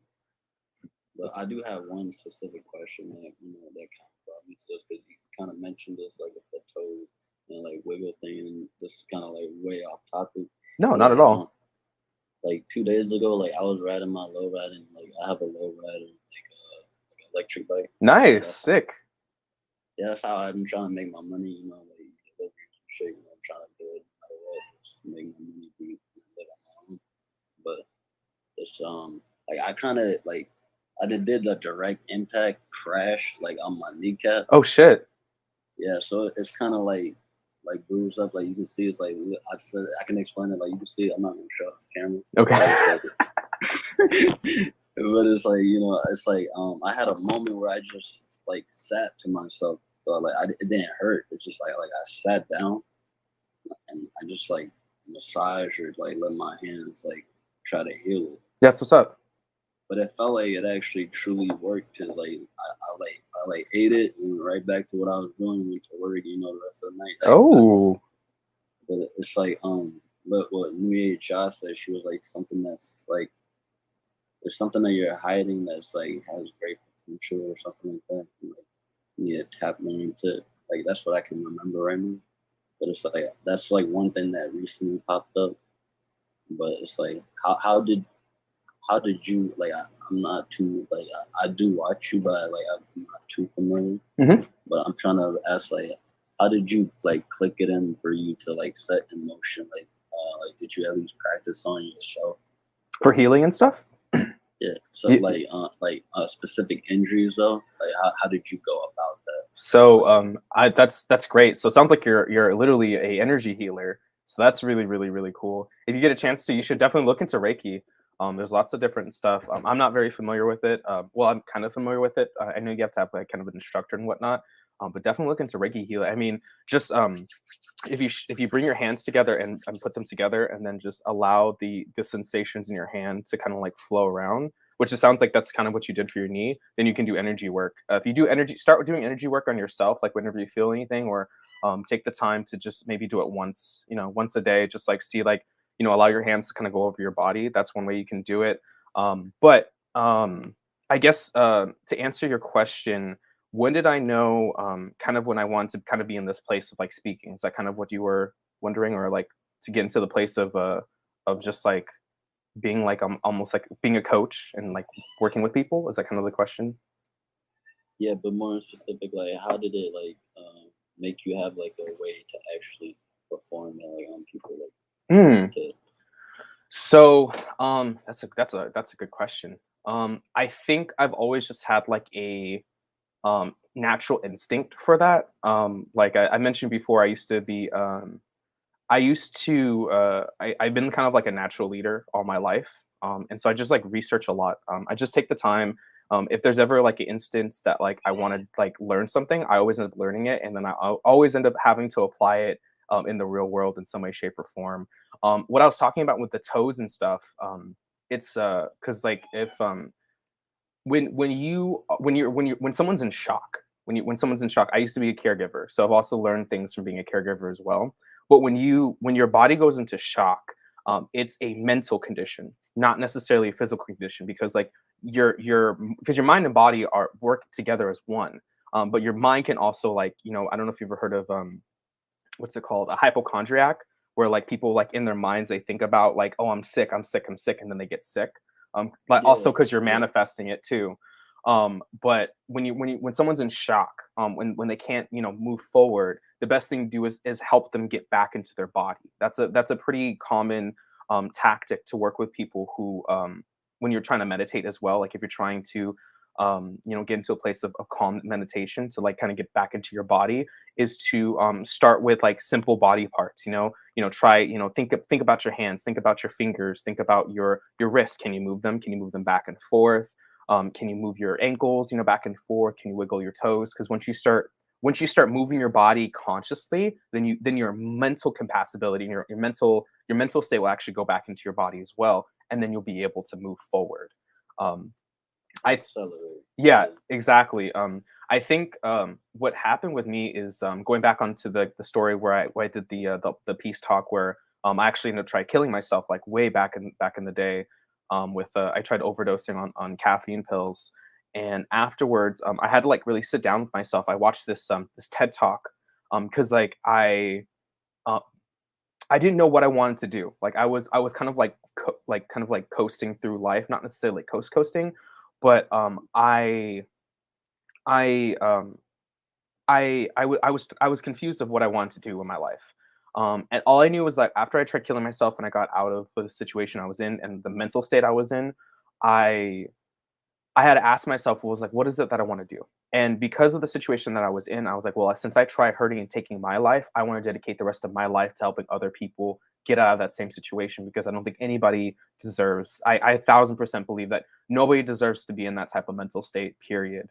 And I want to help people get out of that same mental state. So I was like, okay, I'm dedicating myself to working with people. Like, what do I do? How do I do it? I watched a TED talk, and it was a business TED talk. And the guy was talking about using Apple as an example. He was like, most companies, like, the difference between, he brought up Apple and Microsoft. I don't know if you know the Voon or the Zune, or the Microsoft's like iPod that it came out with that nobody bought. um, but everybody bought the iPod, and it was because Apple did two things. Apple basically provided a product that spoke to people, vice versa, where Microsoft was just making a product to sell, whereas Apple was trying to do that. And the way that Apple works, especially with the way that their business works, is they work internally and then externally, whereas most businesses work on external and then try to provide solutions to the external. Whereas Apple's like, what does my internal people need? Like, what do you need on the inside? And when I was trying to go to college and do the whole college route, which never worked for me, I was just going to college because like that was what was told to me by my parents. Go to college, get a degree, the whole fucking 9 yards, work a 9 to 5 till you die, make some kids, and make them do the same shit all over again. And that's like that's focusing on the external, right, instead of working on the internal. So when I heard that, I translated it in my mind, and I was like, oh, thank you so much. I appreciate it. Yes, definitely. You're the best neighborhood hope dealer. I decided to flip it, because that's what the guy was talking about. That's what they do for the business. So I was like, okay, if that's what business does, well, what if I did that? So I flipped it. I asked my internal self. I was like, what is it that I want to do? Like, what is it that I can provide? Like, what are things that like I really enjoy doing? And one of the things that first came to my mind was like, I really love talking. I really love, but I really love communicating with people. Like, I really love just like talking to people and like seeing the way that they think, and like how they deal with life and how they go through it. Because number one, like, it's just awesome to talk to another human being, and number two, it's amazing because like you can learn so much from somebody from just having conversations with each other instead of like going to like a fucking lecture and sitting there and listen to some old dude talk about the same subject that he's like so tired of talking about for like years on end. So I had asked myself, I was like, well, I really love like having conversations, really love talking to people. And I really like working with people and like helping them like move forward. And so from there, I went to thinking about becoming an occupational therapist assistant, which is like working with like people who, a good example is like people who have like autism. We're trying to basically do what most people do on an everyday basis, but like adjusting it for them. So, you know, say going to the grocery store or going to the store for you and me, you know, it may just be like a walk, but for them, it may have to be like a mental setup. Like they may have to mentally set up, okay, this is what I'm going to do. This is how I'm going to do it. This is how I'm going to pay. That people come in. You know, those are the types of things that occupational therapists kind of do, which is very kind of similar to life coaching. But for occupational therapists, they also work with people who like, say somebody came back from Iraq and, you know, their leg got blown off from a landmine. You know, well, now they have to learn how to get back into, you know, doing things that they did before, like, you know, just walking their dog, going down to get the mail, things like that. So I tried that, didn't work out very well. Things got distracted, but honestly, in reality, the universe really was like, this isn't work, but this isn't what's best for you. So then after that, I was like, okay, well, I want to be a motivational speaker, but I didn't really know like the whole situation behind it. It wasn't until I went through my whole like spiritual my pre-spiritual awakening before I met my fiance, where after that then we both had our deep spiritual awakenings back in 2016, where I was like working with people and I was like having conversations with them in the middle of parties while they were having breakdowns, and I was like working with them, working through their stuff. And they're like, oh my God, that makes so much sense. Like, I could do this, I could do this. I was like, yeah, do it. And just encouraging them. That like my fiance was like, you should be a life coach. Like that seems like something that's really, really perfect for you. It was just like listening to like my internal like state and like working with like the things that like I already have, that I was born and I came to this planet with, you know, the abilities, the intuitions, the psychic feelings, all that good shit, is when I really was able to kind of like start learning things. And then after that, like something that I always had a hard time thinking, maybe it's like the Ariesness inside me, but like I always thought that like in order for me to be successful, that like I would have to like, I know I was successful when I was in a mansion and like one of my arms was cut off from like fighting through it. And like that's no way to fucking live. And that was I feel you on that. yeah. And so I had to really like unprogram myself from that thinking, that feeling, to like really just being like, hey, like I'm already perfect the way I am, and like success is like a internal feeling, just like happiness. Happiness is an internal job. And then just after that, like everything just kind of just been like everything falls into place. Like when you're doing what you're called to do, which is also ends up becoming more or less like what it is that you actually really want to do, everything just starts falling into place. It's just like this beautiful situation that like it just like keeps going. Like, you know, you end up finding situation, you find knowledge and wisdom and like the simplest things. Like nature is one of my favorite things. I love being outside. And you can learn so much.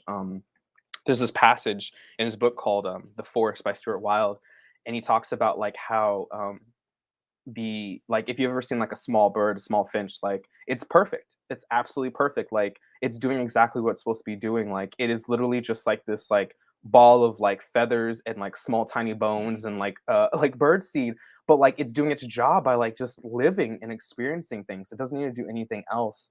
And when I read that, I was like, damn, that's so fucking deep. It's the same thing with like plants, like technically speaking, like yeah, you water them, but for the most part, like they do everything themselves. Everything is already like taken care of and self-directed. So when you're able to like really just and that's, you can say the same thing for yourself. Like if you are allowing yourself to be who you truly are, which is exactly what you've been doing. So once again, congratulations for that, man. Like everything's gonna fall into place. So like I can't wait to like, you're gonna be a fucking beast in the next couple months. Something like amazing is probably gonna happen to you. You're gonna like start flying and like healing people from afar. You're like, I love you from afar. Don't talk to me. And like it's gonna be like this amazing, like wonderful experience for you. So hopefully that answered your question of like how I was able to figure it out. A lot of it's just like there's like a term in the outro thing from Kendrick Lamar is like, you know, he mentions about how you know, it was once he stopped trying to learn like outside sources, and started to tap into like who he was inside, or he truly found all the actual answers that he needed. It's fucking deep. Which is exactly what you said. See, that's the sometimes I feel like I don't know if it's anxiety. Yeah. But it's like, don't you ever feel like no matter how much you like feel like you keep progressing, that heaviness or hardness on yourself just kind of gets into your mind a little bit? Yeah, of course. Yeah, absolutely. There's times where like, I'm like, oh well, I don't have that many followers on Instagram. Like I don't have that many like I have quite a few clients, but I was like, I don't have as many clients as like other people. Like I'm not getting as much money from my practice, like things like that. Like maybe there's something I'm doing wrong. Maybe I'm not doing anything right. And that weighs on me. But what helps me is like sometimes like we don't see, we live in a physical world reality with like invisible shit going on all around us. There's spirits, entities, demons, angels, all kinds of different things going on. And even though like we can't really see what's going on, even though it doesn't feel like we're doing the correct things at the moment in time, it stockpiles, it compounds. And then eventually, like when you're not noticing it, eventually you'll start seeing the true things. Do you have a journal by any chance? Oh, brother, hold on. Do you want to know? I love it. I don't think when I tell you, like, let me just say that I went to Target yesterday. You want to see what I got, bro? Yes. I bought this many notebooks. Yay! That's what's up. Do you reread what you wrote? What you write? Sometimes I do. Sometimes, like, I literally just like write something and never pick it up again. Yeah, that's understandable. If you get a chance to, I mean, clearly journaling is part of your daily practice. If you ever get a chance to, if you're ever in those, this is a suggestion. Make a notebook, and like a positivity notebook. Things that like awesome things that like really really big highlights of like your week or whatever, and have that notebook and write them down, and then have that like in a special place, so that way when the low vibe times come, you can go and actually pick that notebook up to bring you back up. That is one of the best ways that you can keep yourself in that good position, or just as you start building that rapport with yourself, where you're like, I'm having a shit day. You pick up that notebook and you see all those positive things. Eventually, you won't need that notebook anymore, because you'll just remember, like, hey, you know what? This is a bad day, but like, think about all the progress you've made in like the past several 20, 30 years you've been on this planet for. Think about all the amazing things you've done for yourself and other people. And that kind of gets you out of that mindset, because everything comes in waves. What comes up comes down. And it's okay to be in that down point. Obviously, like it's part of the emotions. But the cool thing is that you don't have to stay there. You can allow yourself to look at these things that help give you that positivity aspect and bring you back up to like a higher vibe. Something that I was about to show you, like, kind of, this is where I sometimes like put my stuff that I write, or like I just look at it because it does say a lot. Ooh, what's that? Oh, hold on. You Maybe. probably can't see it. Oh no, well, yeah, I'm looking on the wrong screen. So let me see it one more time. I'll read it. Oh, perfect. Do all you do with love, thankful, grateful, blessed, enjoy the little things, live, love, laugh, do all you do with love. I love that. Be thankful, be grateful, be blessed, and be loved. I love that. That's really fucking cool. That's sick, dude. Where'd you get that from? Honestly, I think my mom just gave it to me one time, and ever since then, I just kept it. Oh, dude, that's sweet, man. Gotta love those mom gifts that keep you going. Those would be the best gifts that last a long. Yeah, dude. I have this thing. I have this little one right here. It's I don't know if it's showing up right there, but it's a little like plaque thing. It says, when a son like you grows up to be the kind of man you become, a mom like me is proud as can be of her wonderful caring son. And like I have it always on my desk. I always have it looking at it whenever I do things, and I'm like, yeah, that's right. I'm a good son. It's the little things. It's the little bad things that can really bring you down, and it's the little good things that can really really bring you back up. It's those little steps. But yeah, man. Let's see.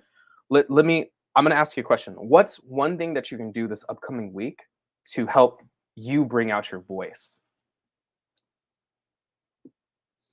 See, I asked Giles like since it's the Aries moon, like I feel like Aries moon like that's when like a lot of the times like whenever I hear there's something related with Aries or like Cancer or a little bit of Gemini, Yeah. like my mind just goes straight to paper or my notepad and I just started like writing stuff, whether it's like freestyle or free write or poetry or like stuff like that. But I want to just like say fuck it and just make an actual song this time. Hey.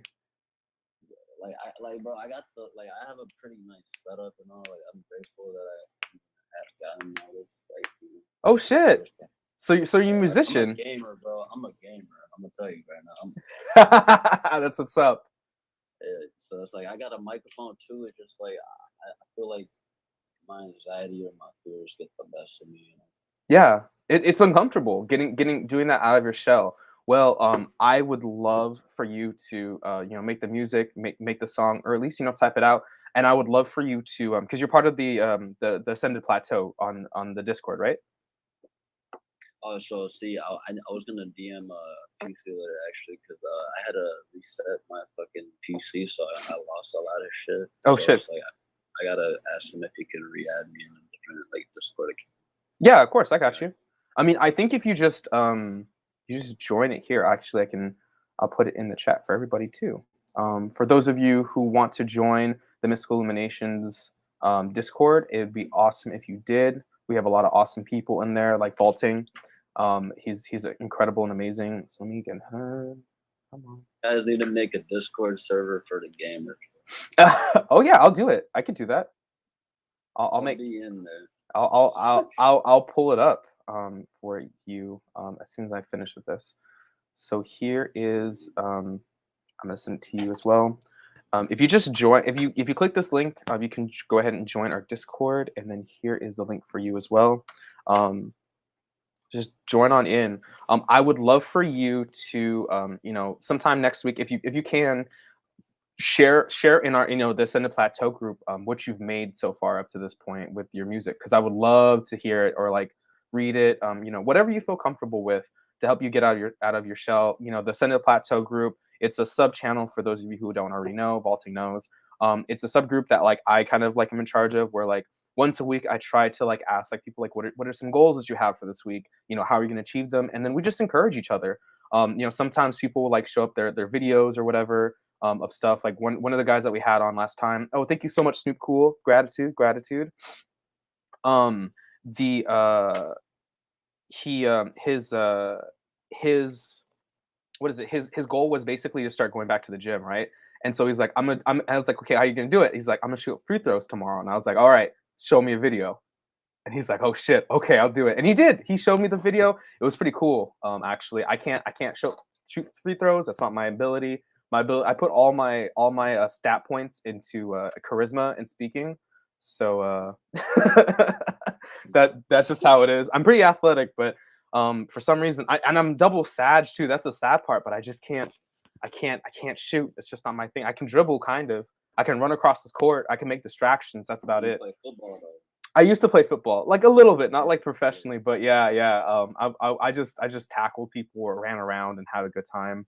One time I played. Football is the most left on sport. Yeah, dude, I think it's really fun.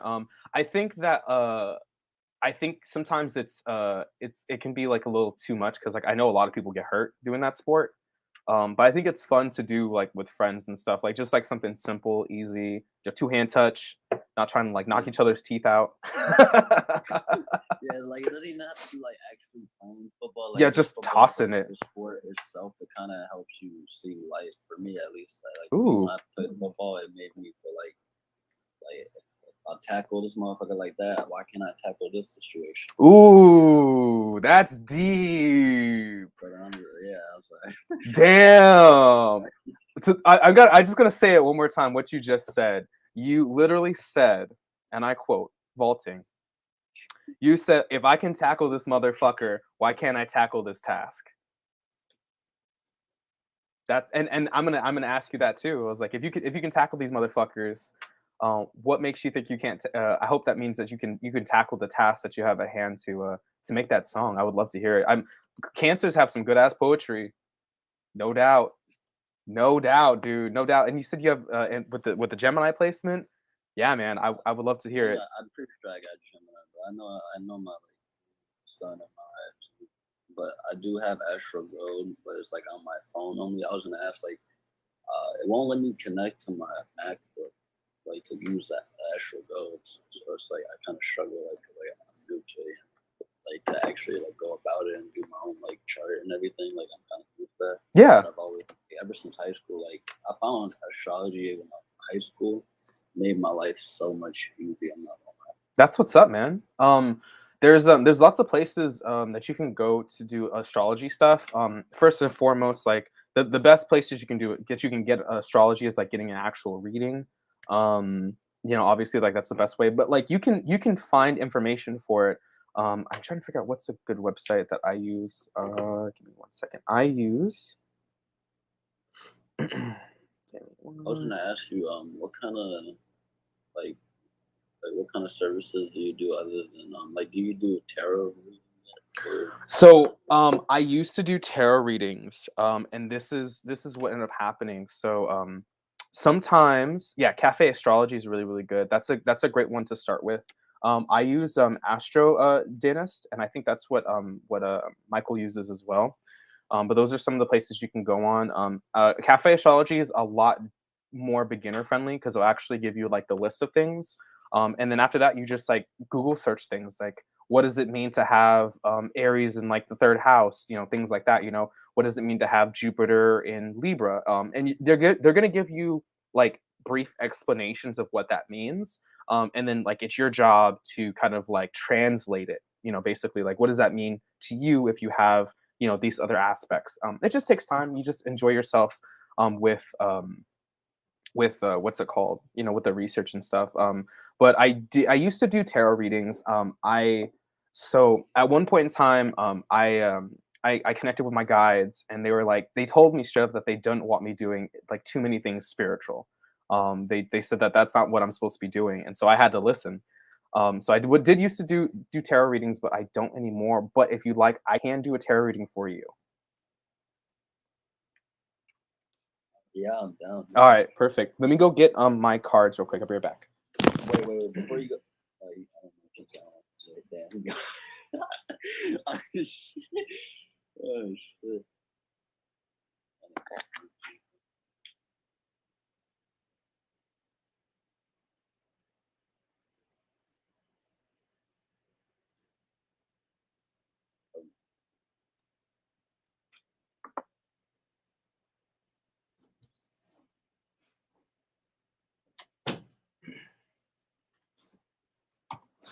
All right. And compare it to your own placements. Keep a journal. Oh, I love that. Jayla made a great idea. She's like, so when you get that information, compare it to your own placements and keep a journal with it. Perfect. So, I'm gonna. I'm like, Yeah, I mostly just do the coaching and stuff. I do free 30 minutes to maybe a little bit longer, just to kind of like get the things out. But for the most part, I just do coaching. I might add some other services. I actually have like a thing I'll be doing with my fiance soon. Our spirit told us basically that we're supposed to be working together on like the spiritual and like life coaching aspects. She's really really really good. She's like she works with the pendulum, and like that the pendulum is an incredible modality. I wouldn't suggest it to everybody though, but she's really really good. So that's something cool to expect soon. So I will just do a tarot card for you, specially because you asked, because we're friends. Point blank period. I'm going to be using 2 decks. I'll be using the Starseed Oracle deck, and then also be using the tarot card deck as well. before you continue though, because if I could provide an exchange, because like right now I can, but are you doing this like a free card pull? Yeah, dude. Because just know, like, hey, I'm just saying, like, if I do become like, like an artist or something. You mean when you do? Because there's no doubt about it, man. If it's there for you, then it's gonna happen. It's never an if. Sometimes it's just a win. See, that's the thing, cause like I feel like I've always like had journal as like a passion, like it helped me. Like I don't know, like I feel like people like I'm not saying like therapy is not like good, Yeah. but like I think if people like sometimes really put their phones down and like started writing for Fucking themselves, period, dude. it would open up so much more. Yeah, because I mean, honestly, what therapy does is just look inside yourself and like brings things out. That's point blank, period. But like, if you do it yourself, then you're going to be able to get a lot more out of it. Because a lot of people, I feel like, that go to therapy, well, maybe not everybody, but some people that go to therapy, they don't do it not because they want to, but because they're forced to do it. You know. So if they choose to do it, then yeah, it'll work very well out. Okay, But so also, it feels like if you do it yourself, for me, like at least that's why I felt like I've done it myself. It feels like if you, yeah, dude. I mean, like you can have your own like self therapy. Not that I'm saying that you should or shouldn't. I want to make sure I that feel like everybody should have. yeah, absolutely. Journaling is really really important. I'm really good at note taking now of like my thoughts, but I'm really sometimes bad at journaling. I've been trying to keep a dream journal. It's just sometimes hard because I have like three. I always have like very vivid lucid dreams. And so I usually have like three a night, and so it's really hard for me to remember them all. And sometimes I just get so tired because I'm just like, "Ah, I don't want to deal with it. It's been crazy though. The dreams I've been having are like really, really intense. All right, what would you like to know, my friend? What is the question that you have? I'm not good on the spot questions. I'm never am. It's okay. So I just feel like fuck it, whatever spirit got to tell me Uh, that I need to know, or like so I would say like more specific, just like the whole music thing, I guess. Okay, so you want to know what does spirit have to tell you regarding like your music stuff? But from your point of view, because like I did get, I think I got something. Yeah, I did get something from Amari. Oh, nice. So like she did like a live poll, like I think like she's still alive, but I was just like, damn. But like, why does it feel like anxiety? Like I try to uppercut it, but sometimes I feel like I got uppercut. You know? Yeah, it's hard. You know, doing uncomfortable things. So it's the way it works is your mind has a automatic response mechanism inside of it. This is like a psychology thing where it will to keep you safe. It's one of those it's like an old DNA kind of thing where in order to keep you safe, and it's a generational thing, especially like if you know back in the day, you know when we were hunting or like fighting for things or like hunting for your food, you automatically keep yourself in a safe place by not doing things that are going to put you in an uncomfortable situation. Since now we live in a very simpler times where like everything, we don't have to hunt. We just go to the grocery store and stuff. The anxiety behind it is now behind uncomfortable things in any way, shape, or form. So your mind's actually trying to protect you by stopping you and bringing you the anxiety of the unknown.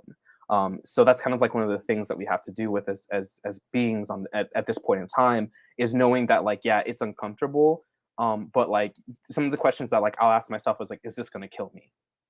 You know, no, it's not going to kill me. Is there danger behind it? That's another question you can ask. Like, is this danger?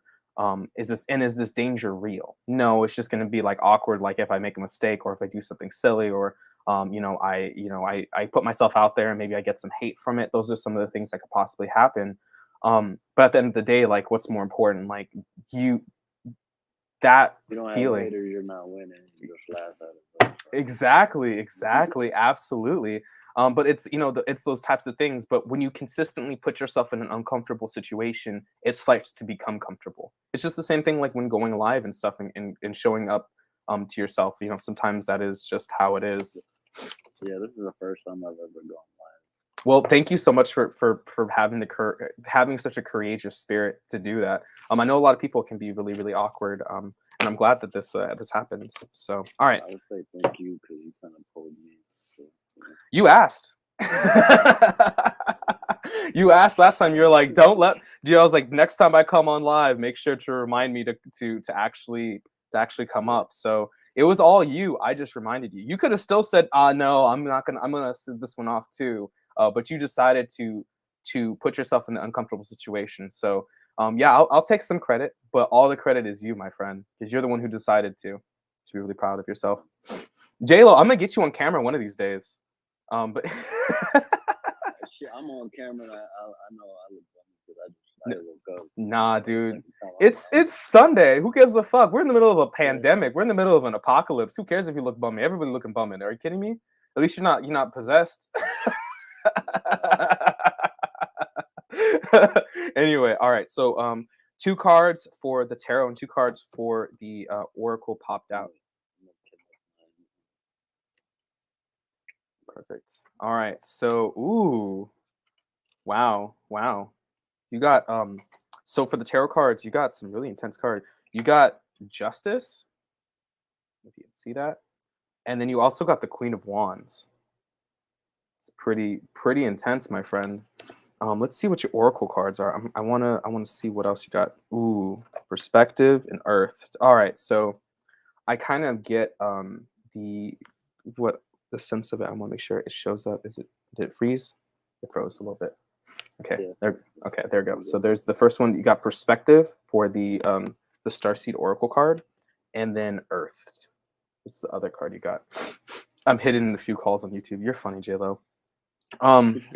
So with the Justice and Queen of Wands, the first thing that what I was getting is like you're kind of in a place right now that you're going to be getting you're like literally just desserts. Like all the situations that you've been in is about to come back to you. Like it's all the hard work that you've put in, all the hard work that you've placed on yourself, all the struggle that you've been through, that you've actually been able to transcend and move forward. It seems like you're about to get what belongs to you.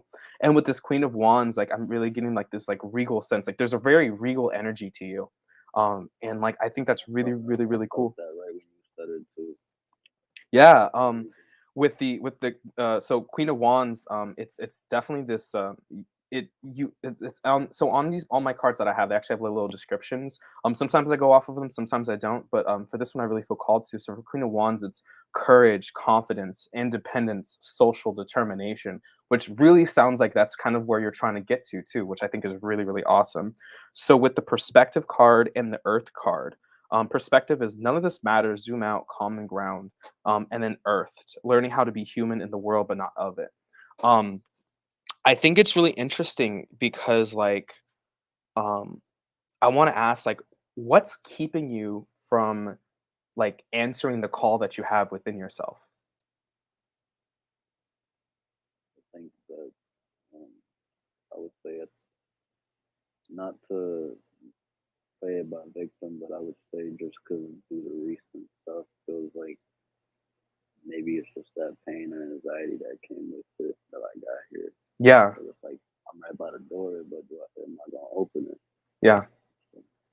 But yeah, like you said before, that PTSD. That's probably what it sounds like. I'm hearing what you're feeling is like, you know, like I know I have like stress, anxiety, and depression, and like I know I get like paranoid as fuck sometimes. yeah. Like it's like people will also say like, bro, you got like ADHD vibes. Like I'm not one just to like sit for too long. Like unless I'm comfortable, like I'm not moving. But it's like I thought, you know. I feel you on that. So, I'm always moving too. I have ADHD, yeah. so or it could just be the triple fire, or maybe it's a little bit of both. Who knows? But yeah, I think so. This is something that I had to remind myself, especially going with the Perspective card. What are you holding back from? Like, let me phrase. No, that doesn't make any sense. So, who are you withholding your message from? Like when I come out and like sometimes when I do my lives, you know, sometimes I get anxiety, like maybe no one's gonna show up to my lives, you know, maybe I'm gonna act like a fool and I'm gonna look stupid. But I have to remind myself sometimes that when spirit calls us to do things, like when we are felt when our internal energy to do something, especially when it involves like something that involves like the collective, like people and whatnot. Like whenever I come onto live, you know, if I ever have like this situation where like I start doubting myself, I like have to sit down with myself and remind myself like, who am I doing this for? Like, is this obviously this is partially for me because I really enjoy doing this. I'm trying to I'm building a business on this. I do have a business based off of this. But like, who am I restricting this information from? Where who am I restricting like my time, my energy, like my light from by not showing up and not doing that? Like that's kind of like a perspective when I see that, because you have music. Like obviously like your poetry has a lot to do with like your story and like the personal experiences in your past and like where you're at right now. There's possibly somebody out there, maybe just one person. That's what I tell myself too. If I just go out and help that one person that really needs to hear this message, or like that needs to talk with me, or whatever, then like I know I'm doing what I'm supposed to be doing. Whatever you have, like the song or the music or the story that you're trying to talk about, to bring out to people, um you know if there's one person that needs to hear that message, then it's almost like semi like a duty for you to bring that to them. And if you don't do it, then like what are you doing to that person by not bringing out your total self, which is really intense. But that's kind of Yeah. one of the things that really works with me, and to remind myself, like if I just help one person, and like every single time I've gone live, like I've had the privilege, and I'm super super grateful to be able to talk and speak with at least like one person, and like watch their day just become so much awesomer, because like I was able to talk with them, work with them. And this isn't like all like me and like my ego. Like I actually get to see and watch them, like their whole perspective change for like a whole entire week. Like I know when you leave after this, like your life's going to be changed, and I'm so grateful that I get to be a part of that journey with you. And then that what's going to happen, which is even better, is I'm going to watch you be able to change other people's lives, and I think that's the coolest fucking thing ever. Because like that, I mean, hurt people, but healed people help heal other people to help other healed people. Everybody always forgets that second part after hurt people hurt people. Yeah, yeah. Cuts that last second. They just leave it at that point because they're so caught up in that. Nah, thank you for Yeah, man. And then the last card with the earth, learning how to be human in the world, not out of. Clearly, like most of us aren't even human on this planet. So allow yourself to understand that you are human, even though you're probably not human. I'm an alien, bro. Oh yeah, I believe it. I know. And that's a good thing. Honestly, like you don't have to stick to a specific status quo. So allow yourself to be weird. Michael's always talking about letting your freak flag fly, but like for real, just do it. Like at the end of the day, like you know, what do you have to lose if you, and this is an actual question, like what do you have to lose if you put yourself out there? See, I can answer this. So like for me, I've been kind of thinking like I don't I try not to get caught up per se in that perspective. Like Okay, that's good. if I come out of a situation or a partnership or a relation of some sort, whether it's a friend or a family, like I try to not always look at it like from that perspective, like what I have to gain or lose from this, but what am I gonna choose within this moment? I love that. Am I gonna let this bother me or am I gonna just take it and keep going? 'Cause I feel like I've been so used to that, like learning how to like respond, not react, like my whole life. Yeah. So it kind of just made me find journaling, which led to like passionate way of like thinking, why can't I do music? When you said like, like I had a few moments where I sat myself and I was like, if I ever do, like if I ever get to that point and I let myself fully open and shock myself and the world, then like I don't want the fame, I don't want the money. Like I'm doing it for myself to be healed, but if it helps someone else, I get the double like pot of gold in my chest feeling like I did it. That's beautiful. And it sounds like And, then and this is really important for you, for yeah, yourself. and it's like in a way how you said like why wouldn't I want that one person to get in? Like I can answer like maybe I'm selfish Mm, or maybe I don't know how to let myself open up to that. yeah, Or I don't think or I think it would be misunderstood because that's how I like out throughout my time and doing. yeah. Because like a lot of people in the city, like I'm from the suburban, area. So it's like when I move to the city, I hear a lot of shit like, oh, like, what up, little white boy, like this and that, like little weird shit like that in the city. Like it's like if you sat here and let me tell you a few things, you'd be like, damn, this motherfucker is not what he Not what I looks what I like, what I assumed that he'd be. Yeah. not what you assume, not what you thought or judge or anything. Sit down and talk. That makes way much more of a good energy. Absolutely. I mean, everybody, people have their own perspectives of people. That's something I always have to tell myself. I'm pretty good at it, but like, I try not to put a assumption of like who I think the person is, because like, I don't know them. Like just from first glance, like you don't know who they are, you don't know where they've been, you don't know like what they're going through at the present moment. And more often than not, like I really like being in the space of being in a learner perspective and seeing like I'm gonna just talk to this person, see what they can teach me. Like, what can I learn just from like the 3 or 4 sentences that they like communicate with me? Honestly, like vaulting, you're gonna be fine, bro. Like, I can't wait to see what you bring up, and I highly encourage you if you want to share like your music with the Ascended Plateau group, or you could just like shoot me a message on like Instagram or just send it to me if that is more comfortable to you. But I really would love to hear your music. I'm down to send me. I'm very open. Just I feel like I'm very open about it, but I'm afraid to like at least be open to myself to show the world. Mm. Yeah, that makes complete sense. Then let me ask you this. How do you think you could help yourself be more open for yourself?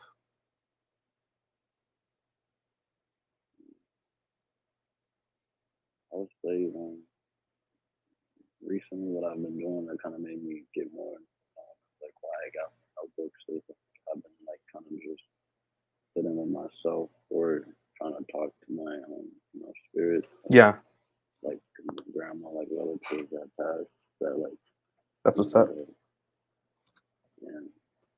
and it's kind of weird to say like as like I'm very low key like I don't really have friends or acquaintances like I don't do none of that. It's like I try to just have it like you're either 100% in or nothing. I don't try to do 50-50, 60. No, just give me like an equal matchup, you know. But I've been like looking at myself in the mirror and trying to like envision my life through the mirror, you know. I love that. That's great. So mirror visualization. I like that. That's some good shit. Keep it up, Yeah, and man. I'm one to always go by the water. Like I don't care if it's snow and rain. Like I will walk or take my bike, go by the lake, just try to sit there and just chill, you know. That's what's up, man. I love it. Well, Walton, thank you so much for coming up. I'm gonna end the live in a few minutes. But is there anything that you'd like to share before we end for today? And thank you again once again for being here and having the courage to speak your truth and like speak your story. I'm really excited to see what your music is gonna be like. It's gonna be really really sick. Thank you for pulling the cards and thank you for having me too. But I would like to ask one question Yeah. just because like I'm kind of curious on how I can do it for you. So like how do you fully like cleanse your chakras or crystals? Because like I just got mine back, you know, and I want to like do a whole full cleanse on it Yeah. and like like connect with this, you know. Well, I would always say to ask yourself what would be the best way. So, do some research. Find some ways that you can do your own chakra healings through binaural beats, through energy healing. You already kind of have a little bit of experience doing that with your knee, so go throughout the chakra points, starting at the root and work your way up to the crown chakra. Crystals always work as well. Like any clear crystal is always going to be able to help you out, though. Like if you want specific crystals to like the chakras, there's like websites and stuff, and there's like Instagram things if you research it. I highly recommend just look for yourself, and figure out what feels the best to you. For me, I use like a combination of them. I really like using binaural beats. Those are like my favorite things. Jason Stephenson has like really really good binaural beats on YouTube. If you haven't already watched it, his stuff is really really good. He has like a full like chakra meditation thing. My only thing when it comes to binaural beats, especially on YouTube, is there are some people that are on YouTube that are not there for like the right reasons, for the subliminals. Like I've heard like this was a couple years ago, but like some like semi-famous like well-known like YouTuber, they were like making binaural beats and like subliminals, and in their subliminals they were actually telling people to kill themselves, and a couple people actually did. So just feel for it yourself to figure it out. But One of the things That's that something I wanted to do too. Sorry to be. no, you're good. You're good. Yeah, I think that's a great idea. Yeah. I do it. Fucking do it. There's lots of ways and programs and stuff. It's some work. I actually made like a Legend of Zelda like version of like binaural beat like music. Yeah, like I would do like the root chakra and it was a lot of like Goron stuff, like a lot of earth tones and stuff. And then I went on to the sacral, went to the solar plexus, went up to the heart, the throat, the third eye, and the crown. And I made them myself with like a little bit of binaural beats with like water sounds and stuff. Another thing is like connecting with nature because a lot of these things, like when it comes to like chakra cleansing and healing, there's already outside in nature. So for the earth chakra, like if you go outside, find like a really clean, like nice like nature area. Take your I'm thankful I can hear different. That's good. Um yeah, people do sneaky stuff, JLo. Take off your shoes, take off your socks, and like put your feet in the ground, and just like imagine yourself being connected to the earth. Um, One of the really cool thing I'd play it, but I'm pretty sure it'd get copyright strike. Is the legend, the not the legend, the Avatar: The Last Airbender, the chakra cleanse that Yeah, they you're do gonna on get that. copyrighted. Yeah, gets copyrighted for sure. Hold on, actually, I'm go get it for you right now. Um, 1 second. Did you make your beats with like a certain program? Or Yeah, you had some? so there's a program, I forgot what it's called. Um, but it's like a free program that you can make, and it actually creates the binaural beats yourself, with the different hertz. I dabbled in it a little bit. I forgot what it was called. I did this like back in like 2017. I like tried it out, um, but yeah, I did that, and um, it worked out pretty well. It was really fun. I put it on SoundCloud, and then like I was like, "Oh, this isn't really what I want to be doing," so I took it off. I might end up doing it again later on, but yeah, it was quite a lot of fun. I'm gonna pull up the video for you. I'm gonna send it to you. I think this is like a great like, explanation of it. I'm also gonna put it in the chat as well for if anybody Let me wants to watch copy it. and paste from the chat. 'Cause I'm on my phone. Oh, okay, gotcha. Give it a second. I'm sure my stream's probably like freaking out right now because I'm trying to pull up YouTube. Give me a sec. I'm gonna turn off my video on Zoom real quick just to give my my router, my internet some more boost.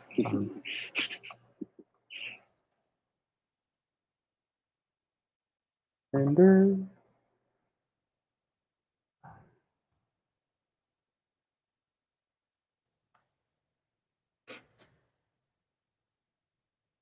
But yeah, so meditation's also a really good way to do it as well. You can just like imagine the different energy centers um, on the uh, on the with his what's it called? Um, okay, perfect. Actually, I'm gonna see if I can play it. I might not be able to. I'm not gonna try it because I know it's not gonna even show up. It's gonna be like all grainy and like slow. So pause that.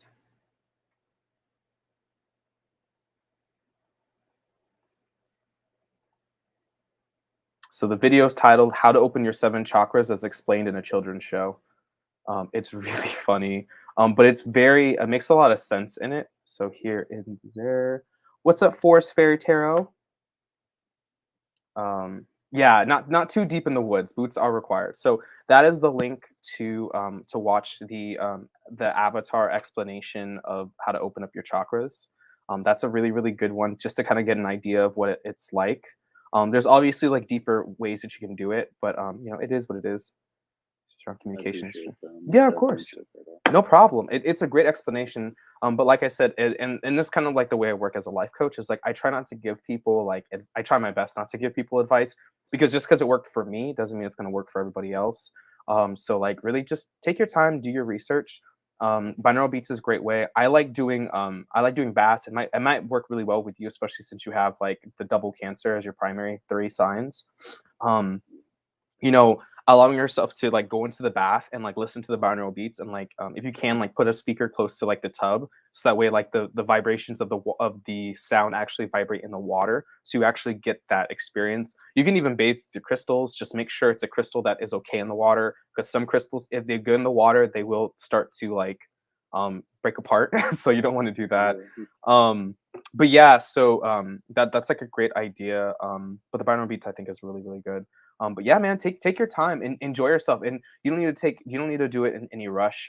The first time I did a full chakra cleanse with my fiance, like when we were in like we were like deep into our spiritual awakening.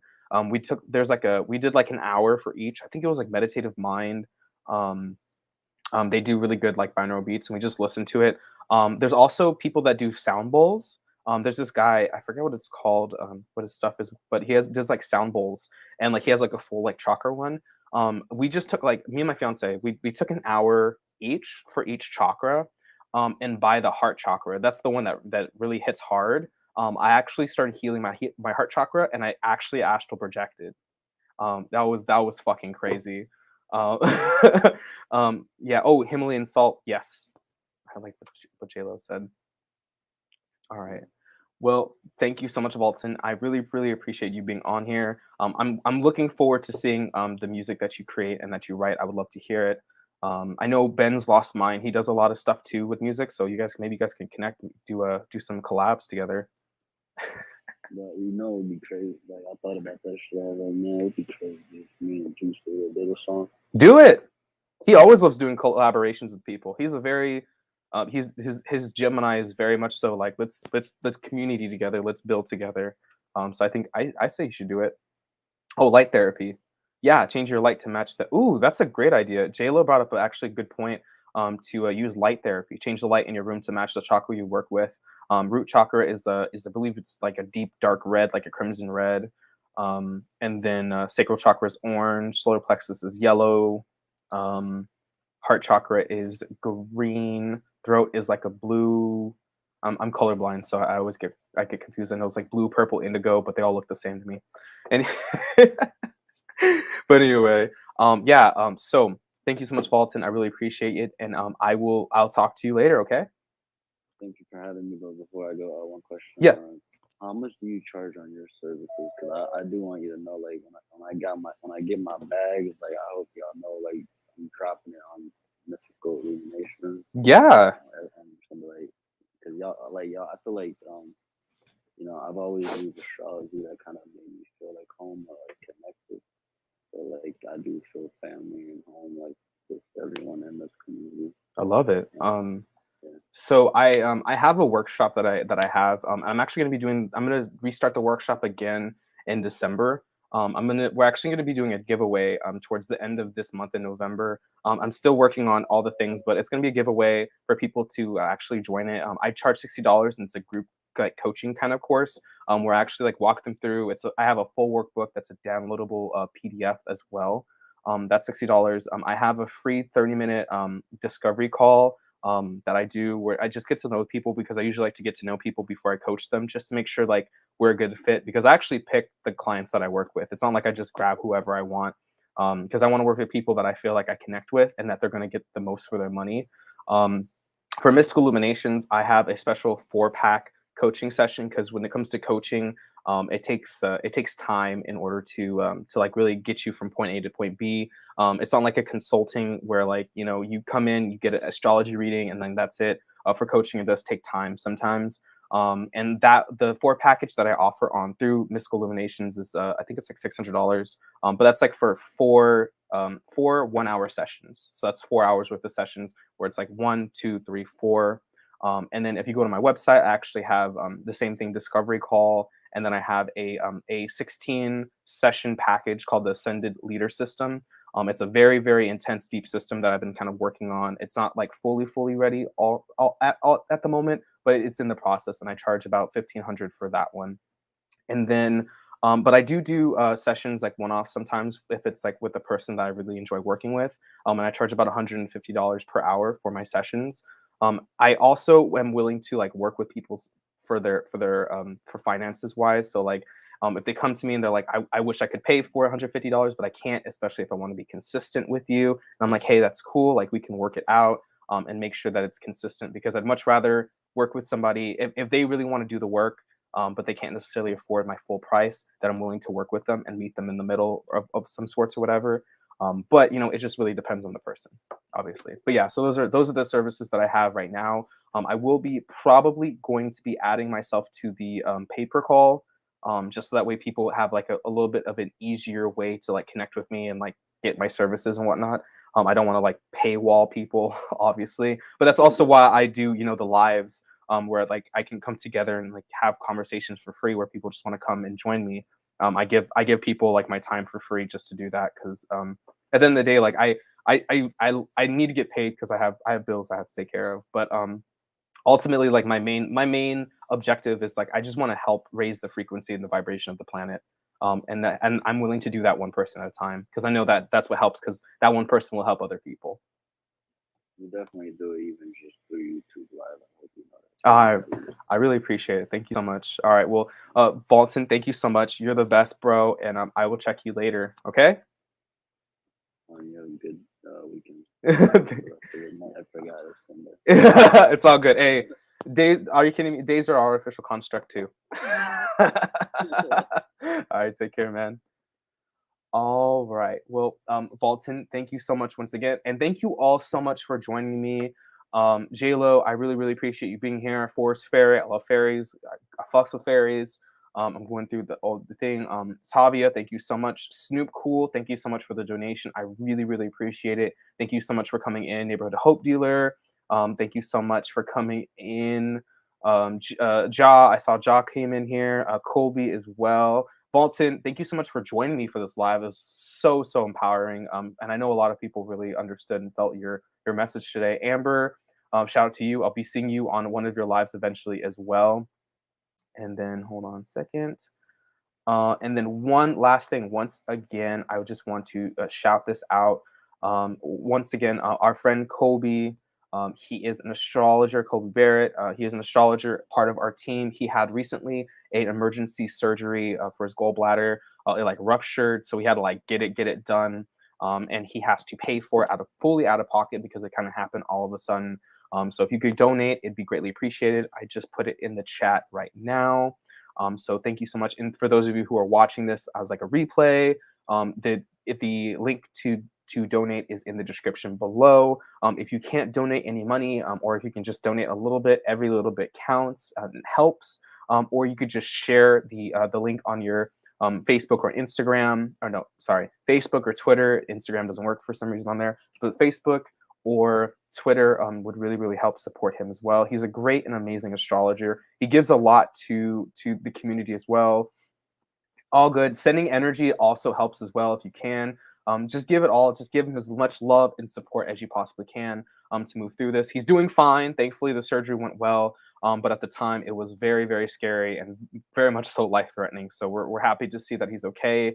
He's back on track and doing what he needs to be doing, that he feels called to do. But like, and if you get a chance to follow him on Instagram, his astrology is also really, really good. Like all the other astrologists that we have on the Mystical Illuminations / Clear Sight Consultant like team and group. I'm not an astrologer. I'm just a life coach. I'm just kidding. I'm more than just a life coach. I bring something different to the table as everybody else does. But thank you all so much for joining me. And I will see you guys again, maybe next Sunday, hopefully. All I want to say.